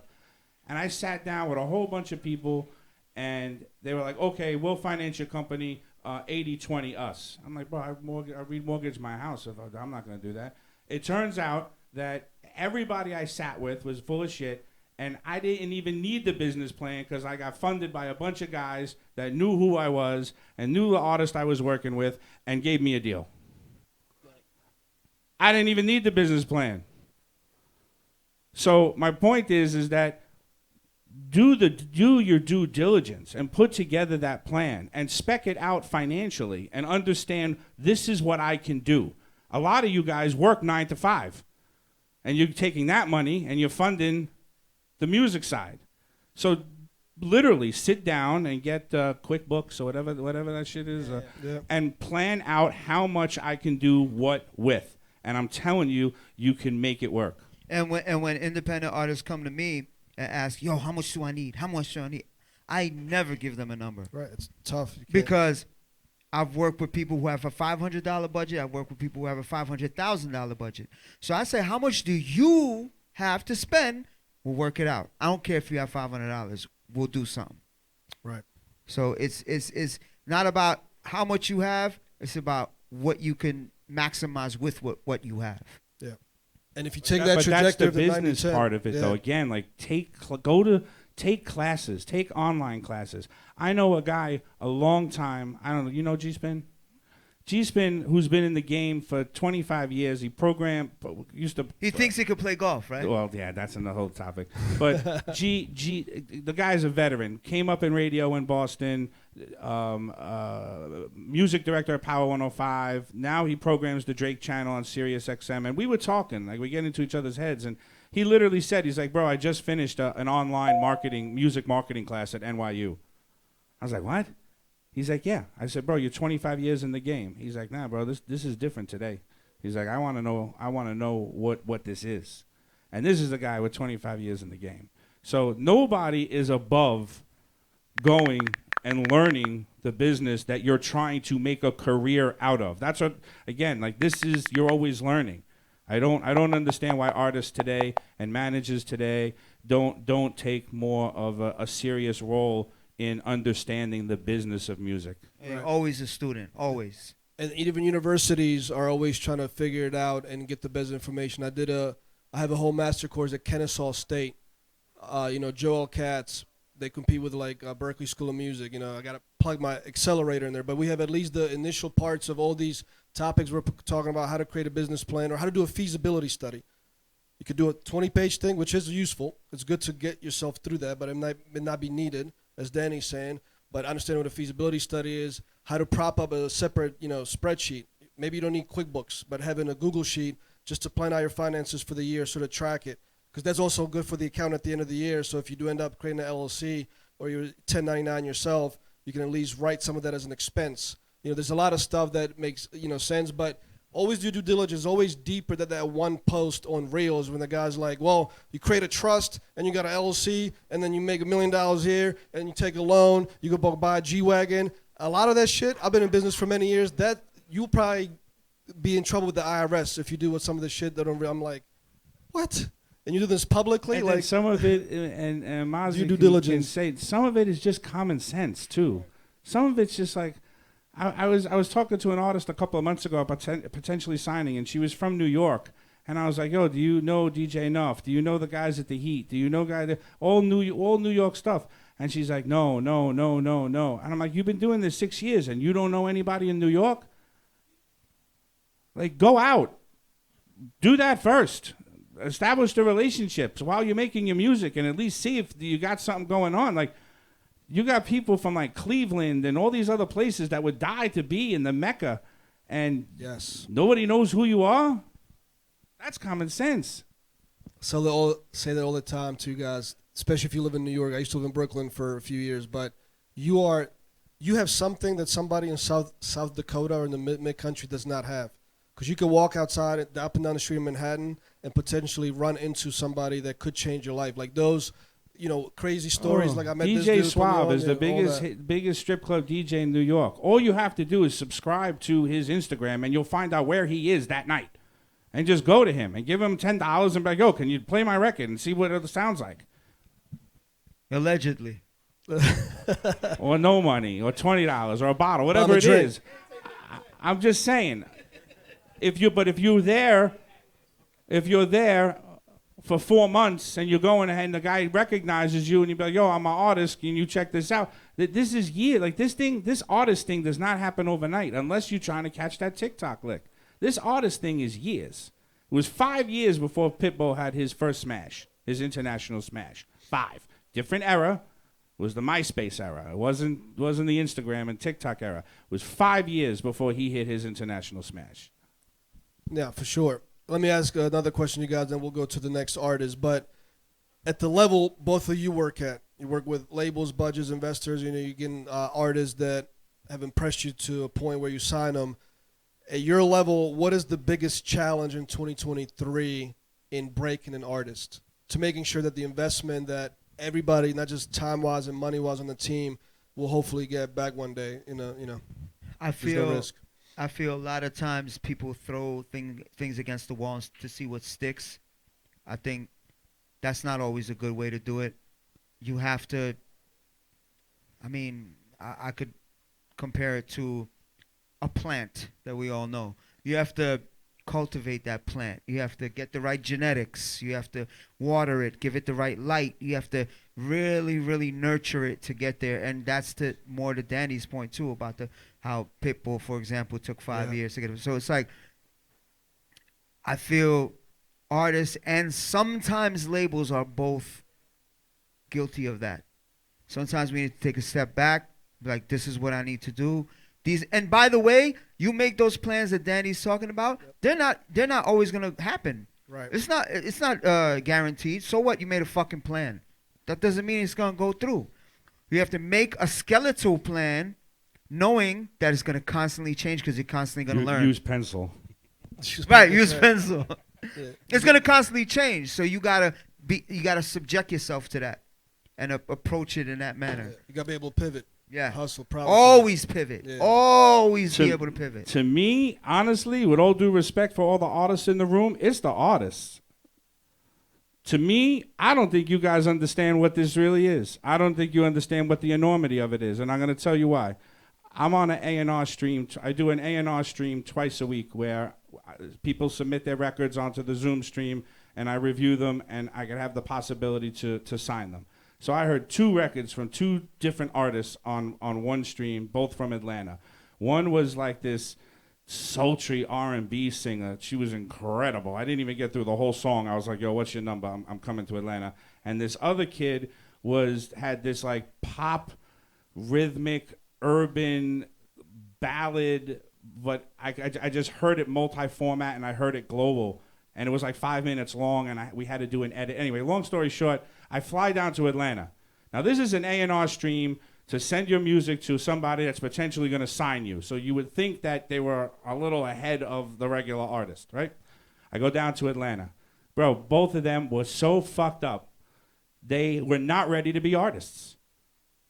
Like Mentally, one of them ended up in a mental institution like 2 weeks after the meeting, real talk. And the other one literally broke down and cried at the table and was like, she just couldn't understand like what was trying to happen. And like she had so much emotional baggage and legal baggage, and I was like, yo, I just blew $1,500 because the artist wasn't ready. To me, artists don't understand what the work ethic is. We signed a Latin artist right before the pandemic started. He never performed, but we did a marketing plan with him with SoundCloud, and we put out 10 records. We got this kid a $500,000 publishing deal, and he never performed on a stage. From Warner Chappell, $500,000 publishing deal, and never performed on a stage. But he was allergic to social media. He didn't want to post. He didn't want to do nothing. He didn't want to do anything. We got a record that he did on the Baila Reggaeton playlist on Spotify. It went viral. It went on the U.S. Viral Top 50 and the Viral Top 50 in 19 countries. In November of 2020, we put hazmat suits on in the heart of COVID and got on a plane and went to L.A. And we're talking to labels about doing the deal. And the money wasn't right. We ended up not doing the deal, but he was allergic to working. He did not want to work. And the money just ran out, and now he don't know what to do. I believe that artists don't understand the enormity of what they're getting into. I believe that you guys are just very ignorant to what the business is, and that's not a shot, it's just my opinion. But to understand that it's a full-time job. I can't want it, he can't want it more than you. Unacceptable. I can't want it more than you. You have to do that. You have to put in the work. You have to work harder than me. And if it's not going to work unless it happens that way. And quite frankly, it ends up wasting our energy. Oh, and by the way, we're doing it for free. So I have a family. I have a job. I get records on the radio. I have to fit working with a new artist that I'm not going to get paid for at least a year on. And you're going to fuck it up? Maybe. You won't get paid. Yeah, that's what I'm saying. So you have to take time away from your family and time away from the thing that's actually keeping your lights on, right, and sacrifice that. Now, I have a team. I have a platinum plus producer as a partner. I have a creative director, and I have a guy that shoots the videos and content. So now I have to ask these three guys to work for free for the next year while we try and break you. And they have to take time away from their families and what makes them money to go and try and break you. And you're not going to post, and you're not going to work, and you're going to come in smelling like weed, and you're going to fuck up my resources and my game, and I'm supposed to introduce you to presidents of record companies? Nah, yo. That's why when I signed these two artists, it was a process. Right. So let me ask you about the process, because I was going to ask, at this point, with all that experience, what do you think you could do with your team ahead of time? Is it still, like, labels sometimes will, take a chance on 10 artists, like a venture capital company. If 2 make it through that trial, so to speak, cool, they make their money back, but is there, like, interview what do you do now to try to avoid losing time? I have an idea. Yeah, Mazi, I've thrown this idea around for a few years now. And I first saw it in the early days when I started at Def Jam, but Def Jam never went through with it. And then later on, I wanted to revisit it. Again, it's just an idea. For instance, he found a girl that had an amazing song, but ultimately she wasn't ready. So I feel like a lot of labels need to start an incubator system, where it's almost like the G Leagues. You have hopes to making it to the NBA, but you in the G League. You get a little paper, do your thing, and we'll cultivate you. But ultimately you are the one who's going to determine if you have what it takes to make it to the NBA. But right now you're in the G League. You'll still be able to put out music, get your little indie buzz, keep going, but that will determine the lions from the little cats. You know what I mean? I love that. We should talk because my accelerator, it's pretty much an incubator. It's like a step-by-step process to see if people understand that information and what do they do with it. You know what I'm saying? So, no, I love that point. So let's do this. Let's do the next artist, artist number 2. We'll love to hear what you guys would think. And then we're going to do a few more questions after that. And then artist number 3, we'll go after another round of a few questions. You guys okay with time? I appreciate you being here, both. Yeah, appreciate you guys for coming. Awesome. First and foremost, thank you to everyone who's come out and supported over the past couple of events. Much appreciated. Please go support the bar if you can. Yes, and tip the bartenders because they're doing a great job.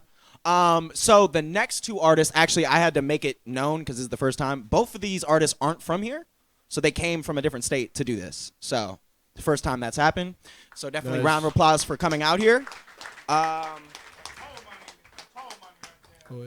So the next artist's name is Fava, and he is going to be performing a song called Snowfall. What is he called? What is it? Fava God.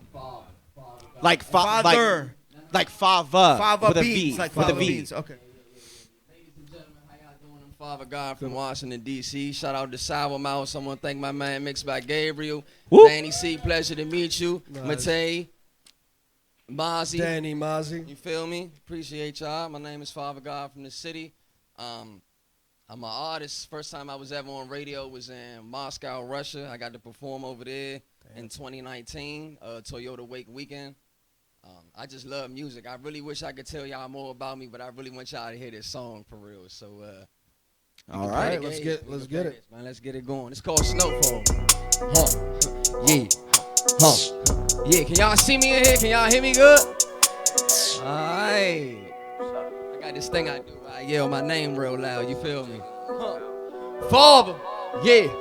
Hey, get this shit on my chest like a push-up. You got weight on this chest, let him push up. Ain't no nigga on earth got me shook up. Eye to eye, face to face, hand to hand, man to man, I'ma smack him as soon as he look up. With the wings on his back, he got took up. Like a book on the shelf, he got put up. Good. Gas, had to put down the smoke, I was too high. So banks, I was tripping, can't fuck up the chicken. Ain't recognize me like the new guy. I was stomping and stepping like G5. I had to duck off, I'm on the V side. I had to be more, might play the east side. Bitch, I protected his angels on east side. GG touching them keys like Alicia. I still play with them bags of the Keisha. Still 17.5 for a feature. I'm already outside, I can meet you. They say skipping his bag, I don't think they're ready. Thought I was down bad, I was moving steady. I feel like Franklin trying to kill Teddy. Don't let that paper turn a nigga petty. Fall. Yeah, get this shit off my chest like a push-up. He got shit on his chest, tell him push up. Ain't no nigga on earth got me shook up. Eye to eye, face to face, hand to hand, man to man, I'ma smack him as soon as he look up. Put them wings on his back, he got took up. Like a book on the shelf, he got put up. Good. Gas, had to put down the smoke, I was too high. So banks, I was tripping, can't fuck up the chicken. Ain't recognize me like the new guy. I was stomping and stepping like G5. I had to duck off, I'm on the V side. I hit the B more, might play the east side. Bitch, I'm protected, it's angels on east side. Thank you, ladies and gentlemen. Father God. It's FAUVAGAHD everywhere. Thank y'all. Father. Thank you. Nice. There's a lot of good energy I heard. Yeah, right there. I would say I like the mix on it a lot, actually. The low end is definitely bumping. I'm going technical on it. Sorry. But yeah, the performance was great. The energy was great. I really felt it. I just felt like, I don't know. I felt like you were really getting into your bag towards the end there. It's a short song, yeah. Yeah. Wish it was longer. But yeah, that's my feedback. Mazzi, what do you Everything he think? said, I agree with. Great performance. You kept it short and sweet when you were doing your explanation. I'm with that because I really want to see you rock. Yeah, straight to the music. Everything was dope. Your energy, your delivery, everything. Just one problem. Rocking over your own vocals. I can't. I just can't. I can't, bro. Other than that, yeah. Other than that, everything was even with a even with a performance track, you put your ad-libs and you put the hook at most. You know what I'm saying? So that's the only thing. That's the only TV critique. track, But it's I want called. you to be great. That's why I'm saying that. It's out of love, and you did your thing. Other than that, Nice. No, you did your thing. I mean, you had a lot of energy. You kept it short. You had, I always look for command of the room, command of the crowd. You engaged the crowd. It was definitely rocking with you. No, great job, bro. Hats off. Yep. For sure. I'm going to second all of that. Crazy that you performed in Russia. You might have been the last American artist that will ever perform in Russia. But that's dope. But yeah, I mean, I love the energy, you know what I'm saying? The mix, and, you know, it's a good example of you did take a command of the room, and, you know what I'm saying, you work with the elements that you have. You know what I'm saying? So definitely shout you out for that. Is that song available everywhere? All right, nice. Anybody Shazam it? No. That's not, I think, you know, say that before the song. The signal's not great down here, by the way, but yeah, it's all good. It's all good. All right. How long is that song, by the way, Fava? Okay, just a trick of the trade. Make sure your songs. I know a lot of people do short songs now. Make sure your song is no less than 1:30. To be safe, 1:35, 90 seconds, because that's the detection of the BDS and media base off the radio. So just make it a little bit more than 1:30 at the least. Yeah. So 1:48 is cool, actually. I remember records with 3:30 to 3:50. They're two records in one now, because everybody's got ADD today, and you can stream. You can stream You can stream a record 2 times in the same time it used to be for one record. Or if you remember Tupac songs, he would talk shit the last minute, 5-minute record. But this is what I say. You know, it ain't Bohemian Rhapsody, that's for sure. but this is what I say on my A&R stream: get to the point, get to it quick, and get to it often. That's the point. You got chorus, verse, done, out. That's it. And that's how when you go. I come from the club, so when you go into a club, a DJ never plays the whole record. What do they play? The first chorus, the first verse, and maybe the second chorus, and they're out. That's an important part of the song. Don't need minute intros. Don't need chord progressions. Get to the effing point. Get to it quick and get to it often. Perfect. No, I love that. Hey, if you just getting here, thank you for coming through. Make sure you support the bar. Please grab a drink. Also, if you grab a drink, you get a bracelet. You can sit down in one of these seats. So let's continue with more questions. But that was a dope performance. And then we got one more artist. So I'm going to ask you guys another one. This is more like intricate over the last 6 years, right? A lot has actually changed. I'm sure you would agree in the last 6 years from all the tools that are out there. And then in terms of COVID coming through, people thinking, oh, like live performances are done. Everything's going to go virtual streaming, which didn't quite happen. We would have thought that there would have been major platforms and like big artists were just now doing virtual. But because of that last 6 years, do you think it was easier as an independent artist to use the tool 6 years ago? Or is it easier now, but it's also probably more saturated? Like, what's the major difference to you between the last 6 years and COVID coming through? AI. So let me ask you this. How would you suggest to use AI for an artist? I know it's different for a producer, for DJ, but for an artist, what do you think is beneficial for we're them? still in the early stages. So I think it's a lot of uncharted territory. So I think right now it can help you with your business plan. Music-wise, it's a lot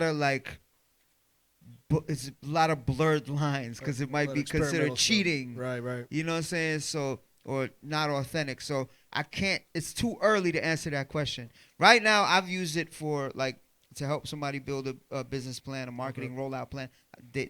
I've helped them with that. But other than that, I've tried to stay away.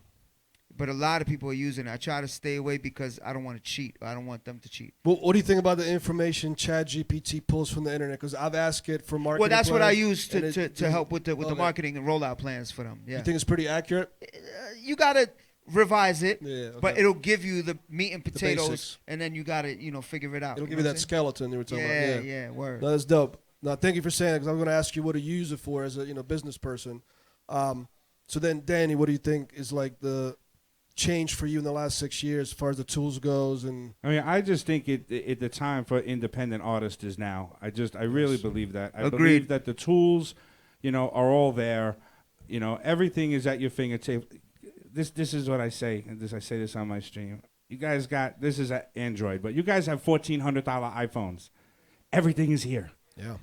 The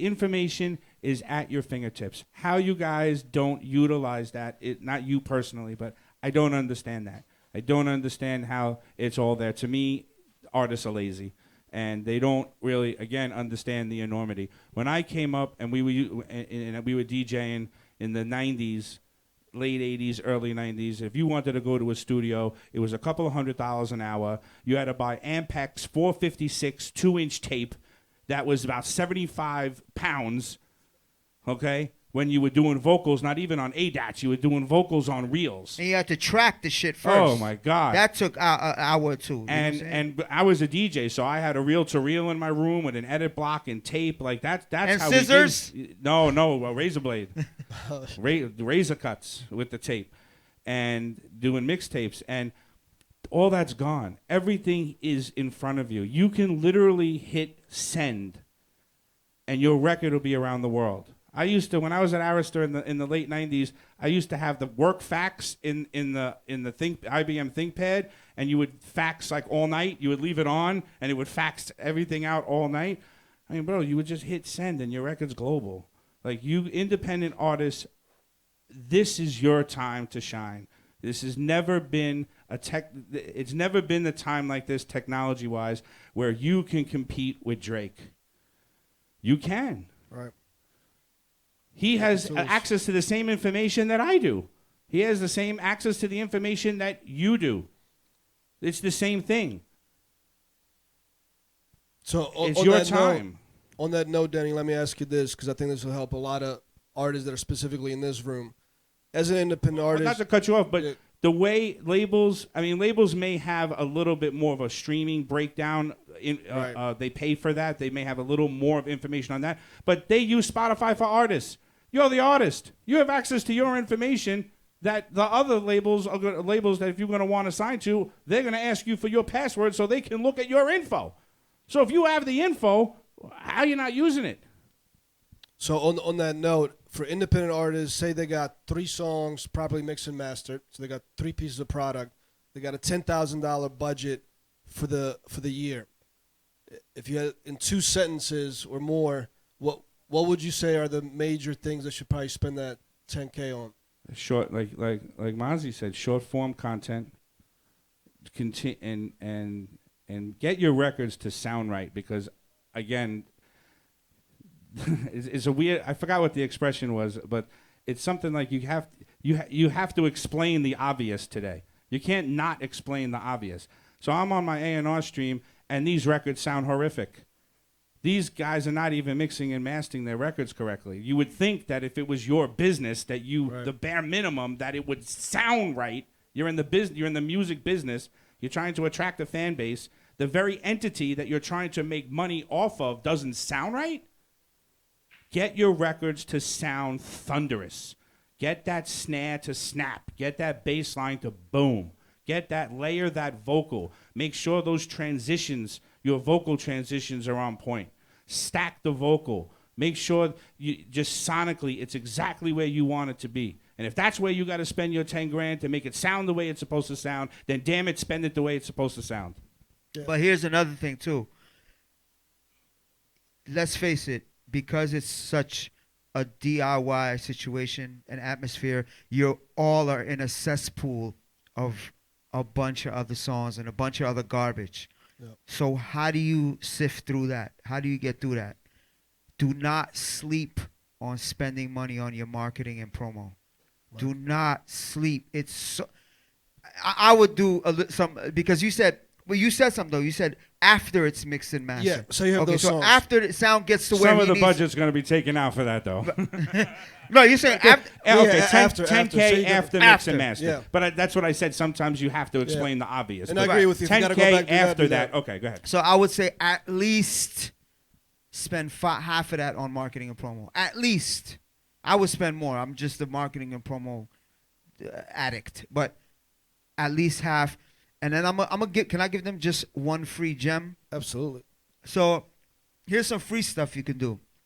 When you guys perform, there's a few things you could do. One, and again, I don't care if it's a small crowd like this or a bigger crowd. Doesn't matter.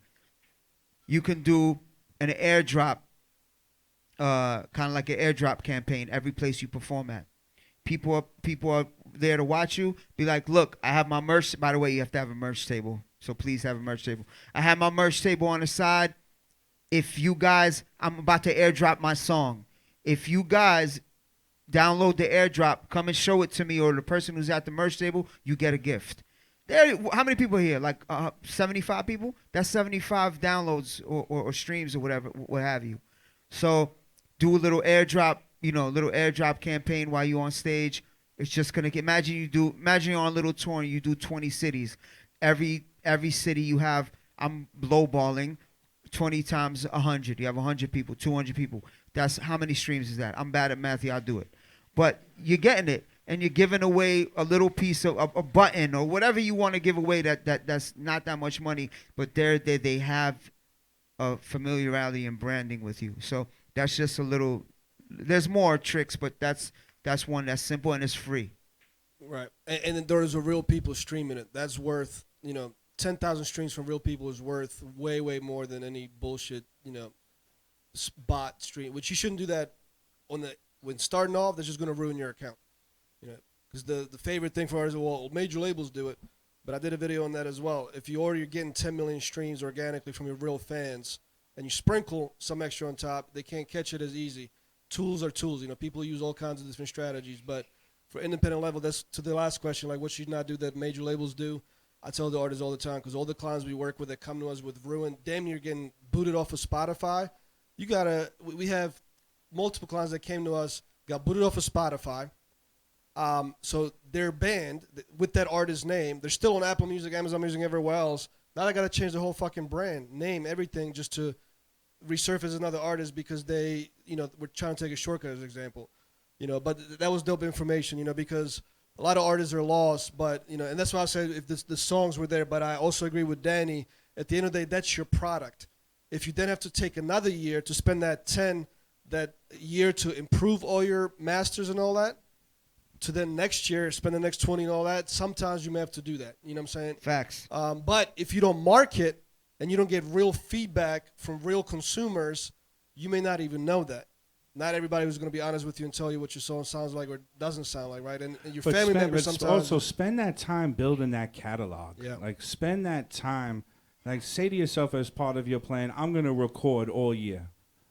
And I'm going to record a body of work that's going to take me to the next year while I'm on the road or doing promo or whatever. I'm going to have all this, and then you can continue to work on it. So the two artists that I signed, we have the singles. I think they're going to be monsters, but we have the singles. But I'm not putting them out until the kid from Baltimore, I cut 9 records with. I have 9 singles with him. Okay. Now I'm going to go because the deal is only going to get bigger if I play the one and it goes, and we go sit with a bigger entity, and I play 7 more that the label knows, I'm not one and out. This is not a TikTok lick. Now the deal gets 5 times bigger. Right. And at that level, you guys need the content. Yeah, is absolutely. But to me, it's about having that catalog. Like the first thing I do on my A&R streams, if I like a record, I say, send me a file. What else you got? Got you. That's not out. I want to hear what you've been working on. And some people send in records from 3 years ago. I'm like, what did you do 3 months ago? I don't want to hear what you did 3 years ago. What did you do 3 months ago? But to me, that catalog is where your bread is. Yeah, for sure. I mean, that's the moneymaker. Yeah, no, just having a catalog, just having 100 songs, done. They don't have to be done, but just have, some's got a chorus, some's got verses, some the bass line. Like, yeah, no, you have, to me, it's all about again, this is my opinion. To me, it's all about having that catalog. Because if you hit one, you need another one. And then you need another one. Look at Eye Candy, with all due respect. She hit a lick. She ain't got the next single. It was months to figure the next one out. And that's no disrespect. I just happen to know. But I think she's got it now. But if she had it in the can, there would have been no lapse. There would have been banger, no lapse, next banger. Right.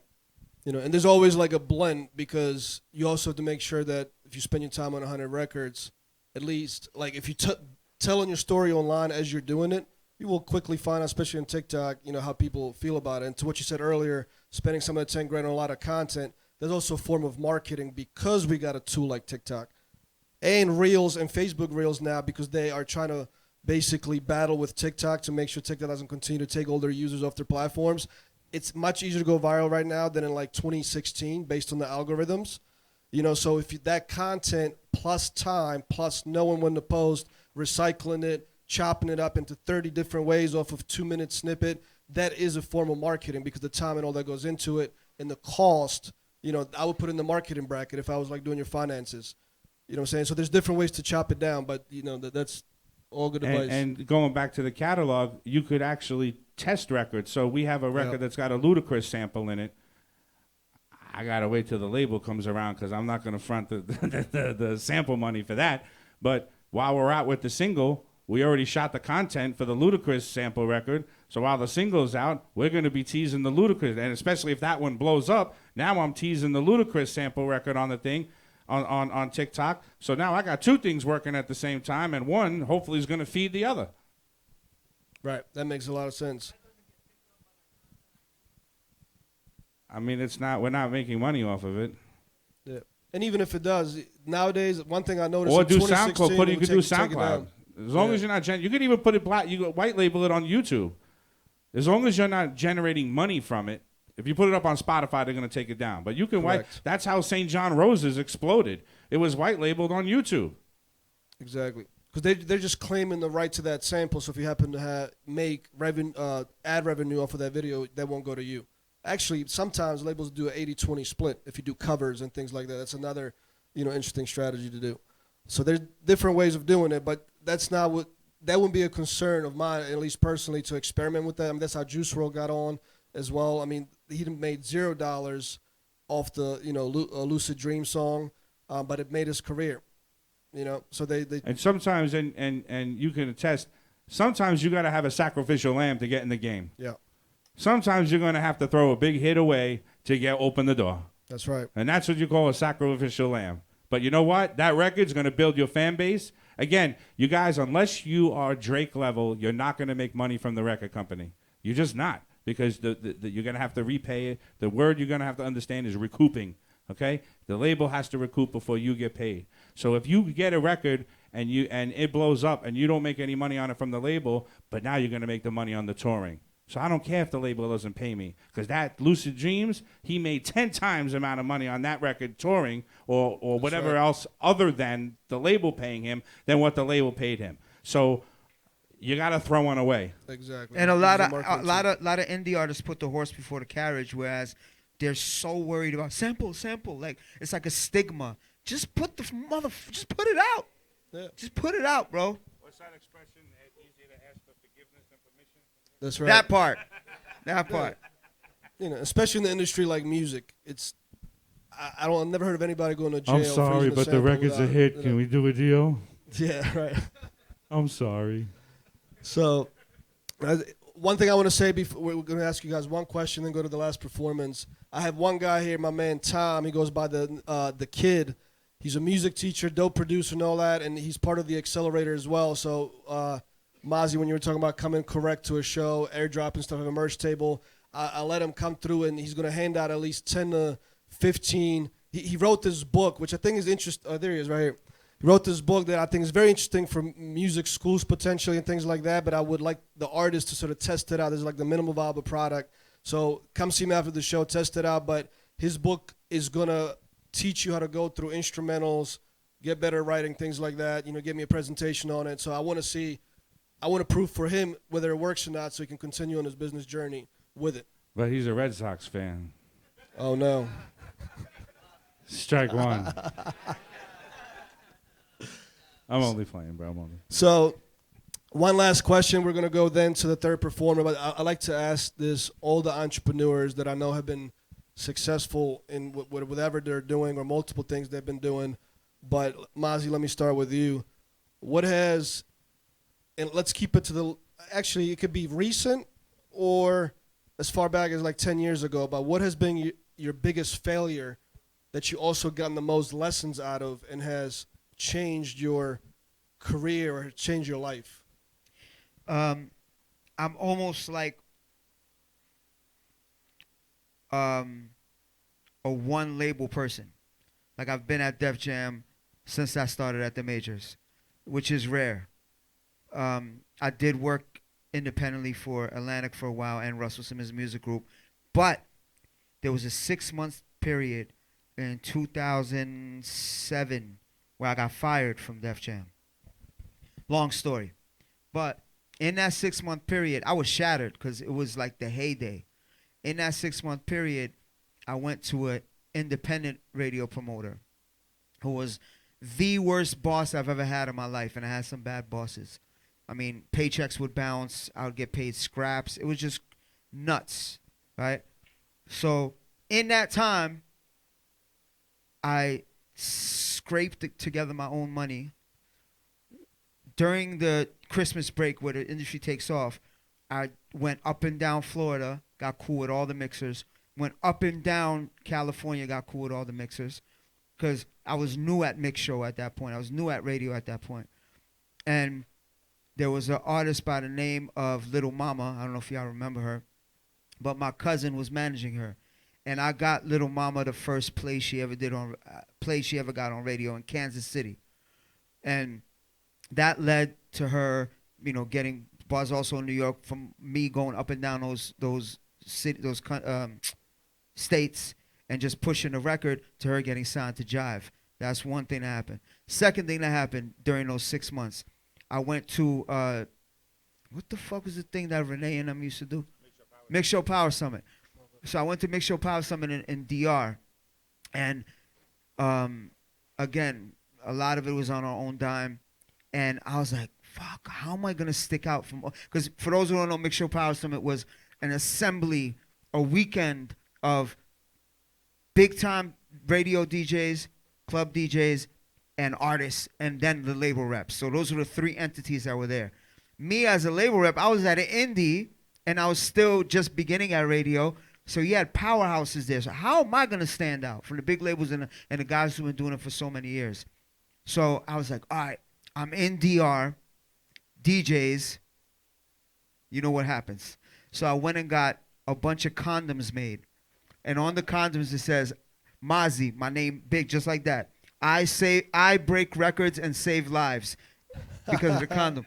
And I put my email and my phone number. And I was giving them out to all the DJs. Bang, bang, bang, bang. That shit made Billboard magazine. A full page. It was DigiWax's USB and then my condom. I had people from prison calling me. Yo, I'm about to get out. Can I do promo with you? You could hire me. I hire you. So it was crazy. So the VP of urban promotions at Def Jam was looking through Billboard magazine. He sees my name. He sees that. He calls the person who used to be my boss and was like, yo, what happened to Mazi? Where is he at? She's like, oh, so and so let him go, and he's working at a indie promo company now. He's like, why is he not here? Look what he did. And within 2 weeks, I was back at Def Jam. Relentless. I like it. You have to bring it back. Did the condom ever break? One DJ, I'll tell you who it is later, complained to me. He was like, yo, this shit broke, yo. I said, my man, it's just novelty. It's not I never said guaranteed, That's hilarious. I love that. But it's so different, right? Like, it makes sense. Like, how's that not going to catch and he had heard about the Little Mama thing and all that. So those two together, when push came to shove, I just focused and powered through. And then, I didn't think I was going to come back, but it worked. I love that. Danny, what about you? What's your biggest failure? I don't really think it was, well, it's two things. One, I don't really would classify it as a failure, but one, working with Pitbull for as many years as I did, and I didn't travel internationally with him, and I wish I did. I was too busy getting his records played, and it was a full-time job. And, I wrote out for him. Like, I would step in front of a moving train to get that kid's records played. And anytime anybody in the U.S. mentioned Pitbull, Danny C's name was usually mentioned right after that. And I worked really, really hard to get it to that level. I bled for that kid. And that's what you want as an artist, a promo person, a manager, a lawyer. You want the people around you to bleed for you, literally. I was calling in ads from midnight mass on Christmas Eve. I remember one year I had to excuse myself from the church because now 92.3, there was a pop station in New York, Market 1, was putting in his record with Akon, and the PD texted me and was like, Merry Christmas. And I remember leaving the church at like 12:05, whatever it was, and calling him midnight mass on Christmas Eve and saying they're putting the record in.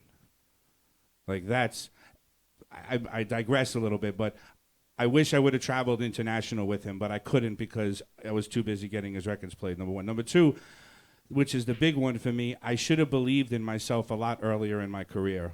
And I wish I did, because I probably would be a lot bigger and be doing a lot of different things, but I'm okay with it. I left TVT because it was imploding with some legal craziness, and I went to work at Epic Records, and everybody told me, don't do it. This was in 2007, and the guy that was the president there had told me, I want you to do exactly what you did at TVT.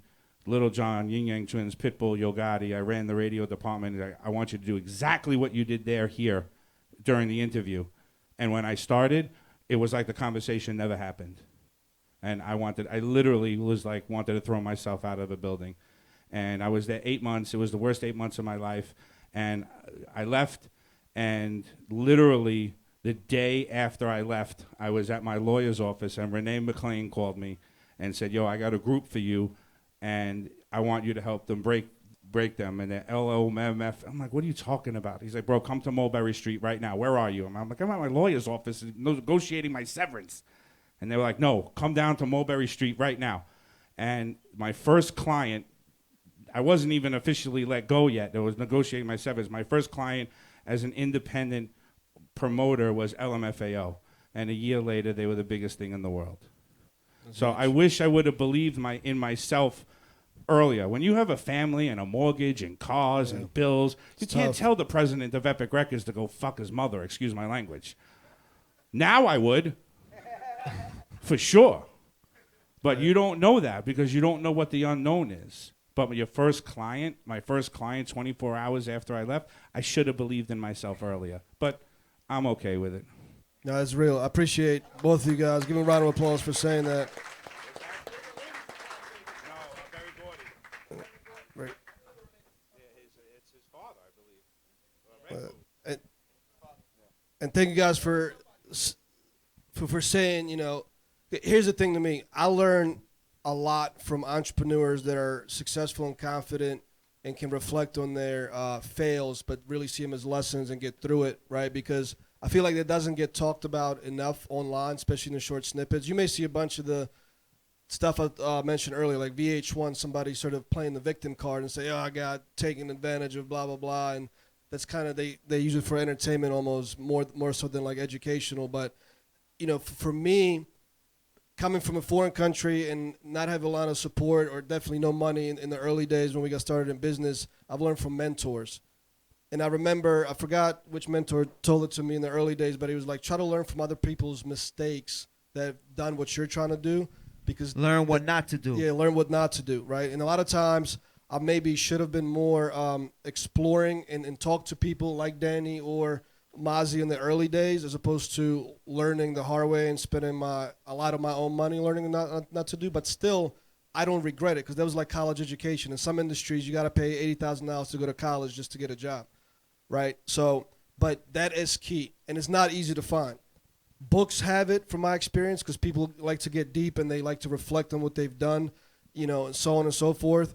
But on entertainment TV, you will really, see shit like that. Maybe some of the new podcasts that are coming out, I love, like on Drink Champs, when they get really deep into it, you learn a lot, like from what you said. And I know we have the performance, but it's very important also, and I started doing it during COVID. I'm a student of history. I watched every Drink Champs episode. I watch Math Hoffa now. Yeah, Michael Bivins' interview on Math Hoffa was absolutely incredible. I had no idea, like some of and I'm cool with Mike, and I didn't understand I didn't realize how entrenched he was. But I watched every Inside the Actors Studio. Like, I'm very intrigued on people who made it. Doesn't matter. You can be an artist. I painted with Bob Ross. You guys are probably too young for that, but I painted with him. I have a painting I painted with him. Yeah. Like in person? In person. Oh, yeah, yeah. I like to... Ill. I'll tell you the story after. But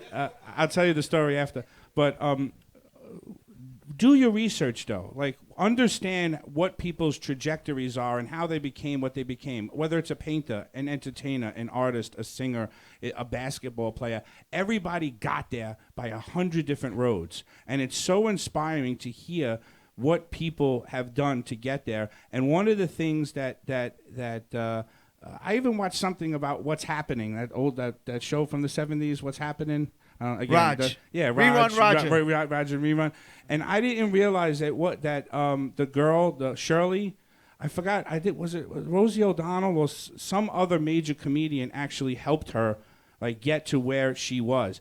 And the one common thread with everybody who became big, even Denzel Washington on Inside the Actor Studio was incredible as well. The one thread that everybody had was they had some sort of mentor to help them navigate the waters and help them move through. Now you're gonna, as artists or whatever, you're gonna make your own mistakes. But everybody always, the Al Pacino one was great too, and they always have people to help them navigate through the waters. No, it's huge. Absolutely. So again, I appreciate you guys for speaking on that. Let's get to the third artist and then see what they got.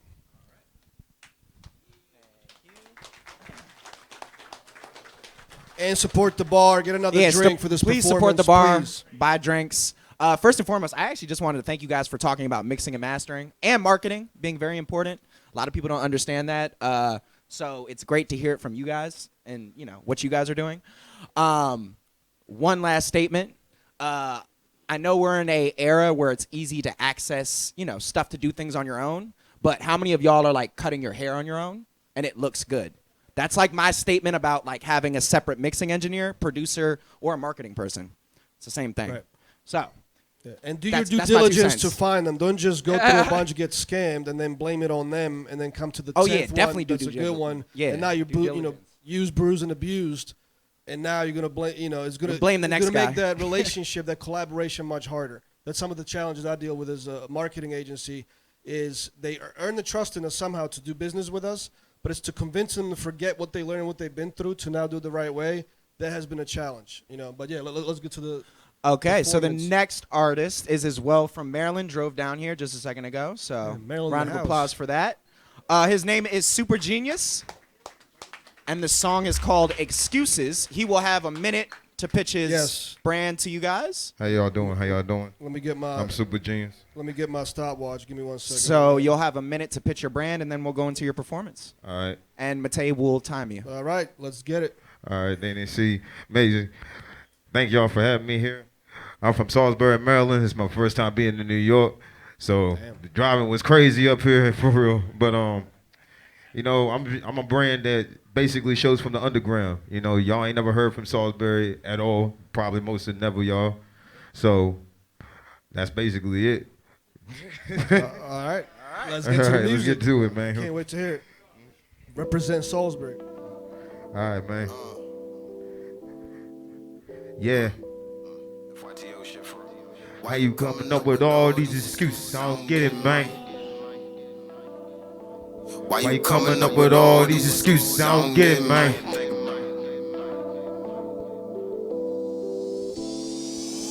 Why you coming up with all these excuses? Talking about I'm lame, talking about what I'm missing. Say I don't listen and I never pay attention, but you got a nigga already up in your mentions. Who you flexing for? Talk about I never mentioned all these excuses, man. Talk about how much I love you. All these excuses, man. Talk about I never loved you. All these excuses, man. Talk about I never cared. Sounds like you got a plan. Sounds like you got a man replacing me. We've been going back and forth unfaithfully. You can point out all the flaws, you can point out all the laws, you can never say a nice thing about me. How you tired of me, you always wanna leave me. How you rub in my face that you don't need me. Pretend I don't ever do it, you don't see me.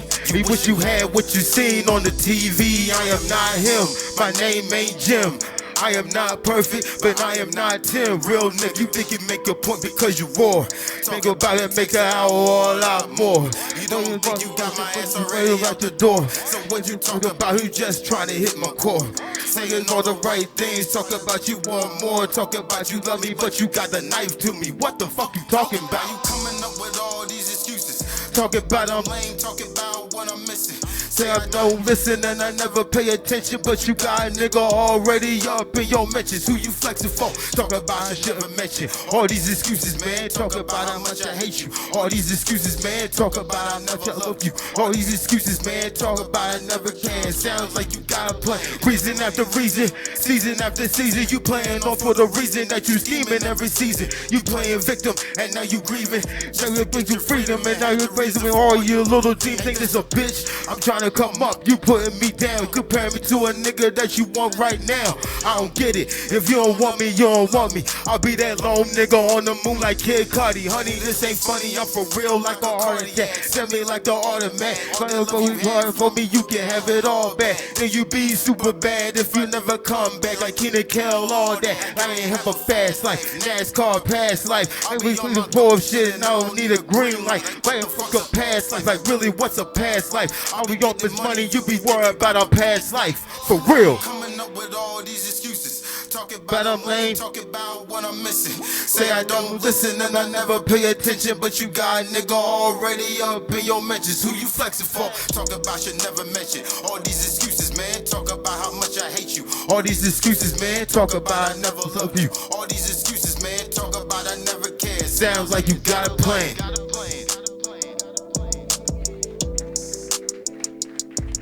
Thank you, thank you, thank you, thank you. It's been a minute, and then like just. All right, dope stuff. I'm gonna get straight into it. First and foremost, I like the song, the excuses. The hook is very catchy. One thing I will say is I think that you should get a louder and better mix and master on that personally, just because I could hear the vocals more and the bass. You know, the song would hit just harder in general. Getting a better mix and master, in my opinion. It seems like you need to get a little bit more comfortable with performing, potentially, or the lyrics. It's one or the other. But that being said, you have a lot of work ethic just because you drove all the way here and you made it here and you did your thing. So I got to, shout you out for that. Because a lot of people, I mean, like to what you were saying, you're driven. You're a hustler. You're ready to, make it shake. So that's more important in my opinion. You got one of the ingredients. Yeah. Facts. Mazzi, what do you think? I think the song, if I heard it recorded, like just on the radio or just in my car, it will sound dope. The hook, like you said, was very catchy. I really like the hook and the beat and the way it all flowed together. So recorded-wise, I think I would enjoy it more. Performance-wise, you didn't seem as comfortable and slurred some of the lyrics, ran out of breath a little bit. But I'm not just going to say that's the biggest problem. I'm going to give you a solution. You could practice the song as much as you want in front of your mirror, in your room, in your crib, computer, whatever. But I know in your area or in some surrounding areas, there's open mics. Yeah. Go to those open mics and practice these songs in front of people, on a mic, and until you get it. So anytime you have a new song, to get it, really, really get it, go do it in front of open mics. And that'll help solve that situation. Absolutely. Yeah, no, for sure. I mean, I just did that drive from Baltimore, so I know what that is. I did it on a Saturday, too, so there was no traffic, and there was a hell of traffic today, so hats off for getting here, for sure. I'm not trying to be critical, but I just thought that the prep, I don't think that I think you could have did a little bit more prep for this event. I thought that the intro or the persuasion part of the thing really lacked kind of like, maybe a little bit more of your story, maybe a little bit more insight to you. I kind of feel like that was really, really rushed. And I also feel that the performance might have been, like Mazi said, I feel like it might have been a little bit of a detraction right now. I think you really have to work on your performance skills and like your flow while you're performing. Like I said, it kind of sounded like you were gasping for air a little bit. I kind of felt like you weren't, with parts in the chorus, you weren't rapping in the chorus because you were trying to catch some air. I think you have a lot of work to do performance-wise, but he made a really good suggestion doing the open mics, and you just have to get better at it. But I feel like if I heard the record, because I thought the hook was really catchy, if I heard the record and then I went to go see you perform the record, I felt like the performance at this stage might have been a detraction than an attraction.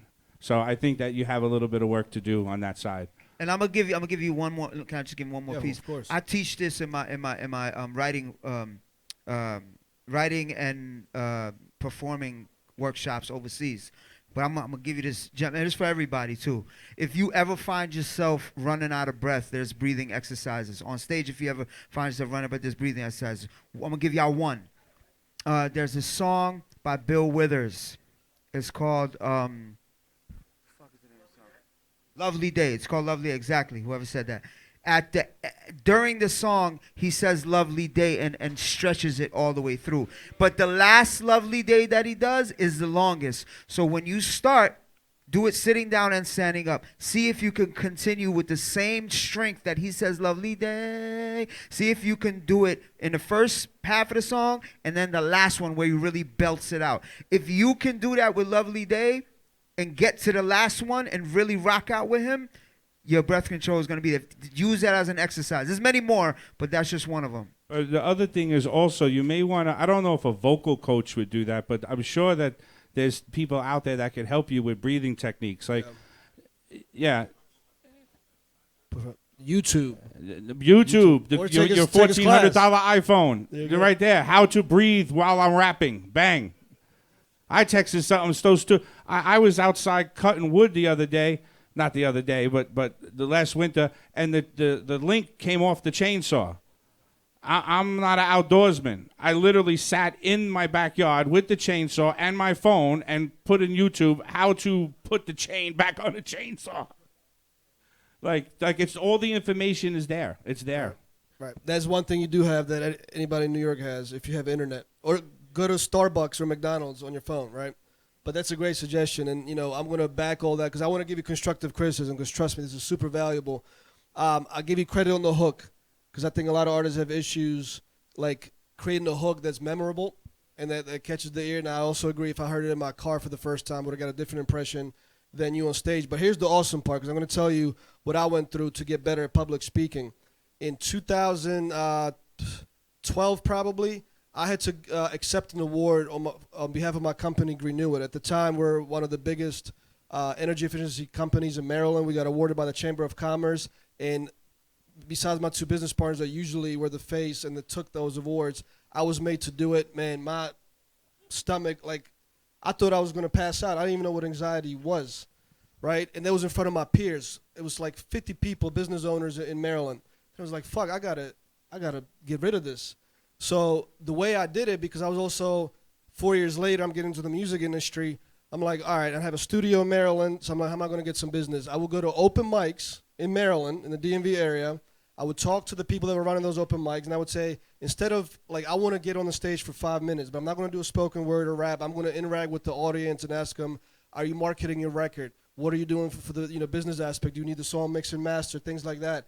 And for some reason, it's really in your head, but I thought that, okay, if I get to talk to artists who I felt like were less on the totem pole in business sense, that it would be making me more comfortable. It did. It helped me, right? But I had to do 20 of those to get comfortable, and then I was able to do a TEDx talk, another TEDx talk to these gentlemen right here tonight.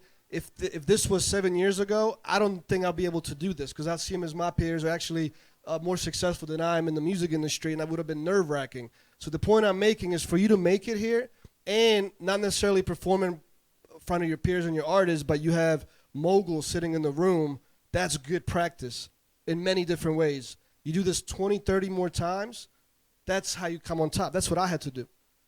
You know what I'm saying? People may think oh, he's fairly comfortable on stage talking to people. I believe I got way more work to go to be where I want to be at, but I had to put myself through that most uncomfortable, treacherous road, and that was the worst thing I've ever experienced. And I was mid-20s. I don't know what anxiety was until I was about to get on the stage and accept this stupid award, taking shots back. Shit, how am I going to calm down? How am I going to calm down? That'll help. You know what I'm saying? That usually works. That was a bad idea. I like to accept this award. Thank you. So, respect for coming here and getting this practice, and for you to take it, internalize it, make the connection with us that we're here. Maybe if we see you 4 years from now, and somehow we remember that has strength to it. You know what I'm saying? Just give me a few tickets. Put me on the list 4 years from now, all right?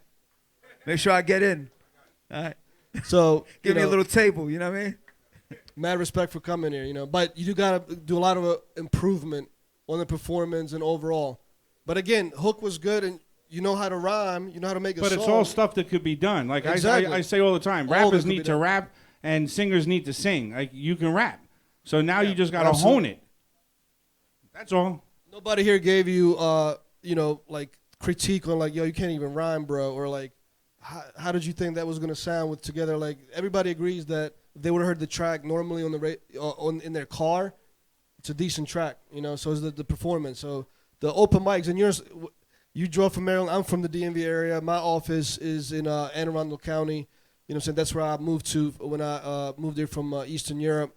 So the point is that takes a lot of guts to come up here, but there's a lot of shit in Maryland. I'm not saying it's the town to break yourself as an artist. In New York, there's a lot of other benefits that don't exist in the DMV.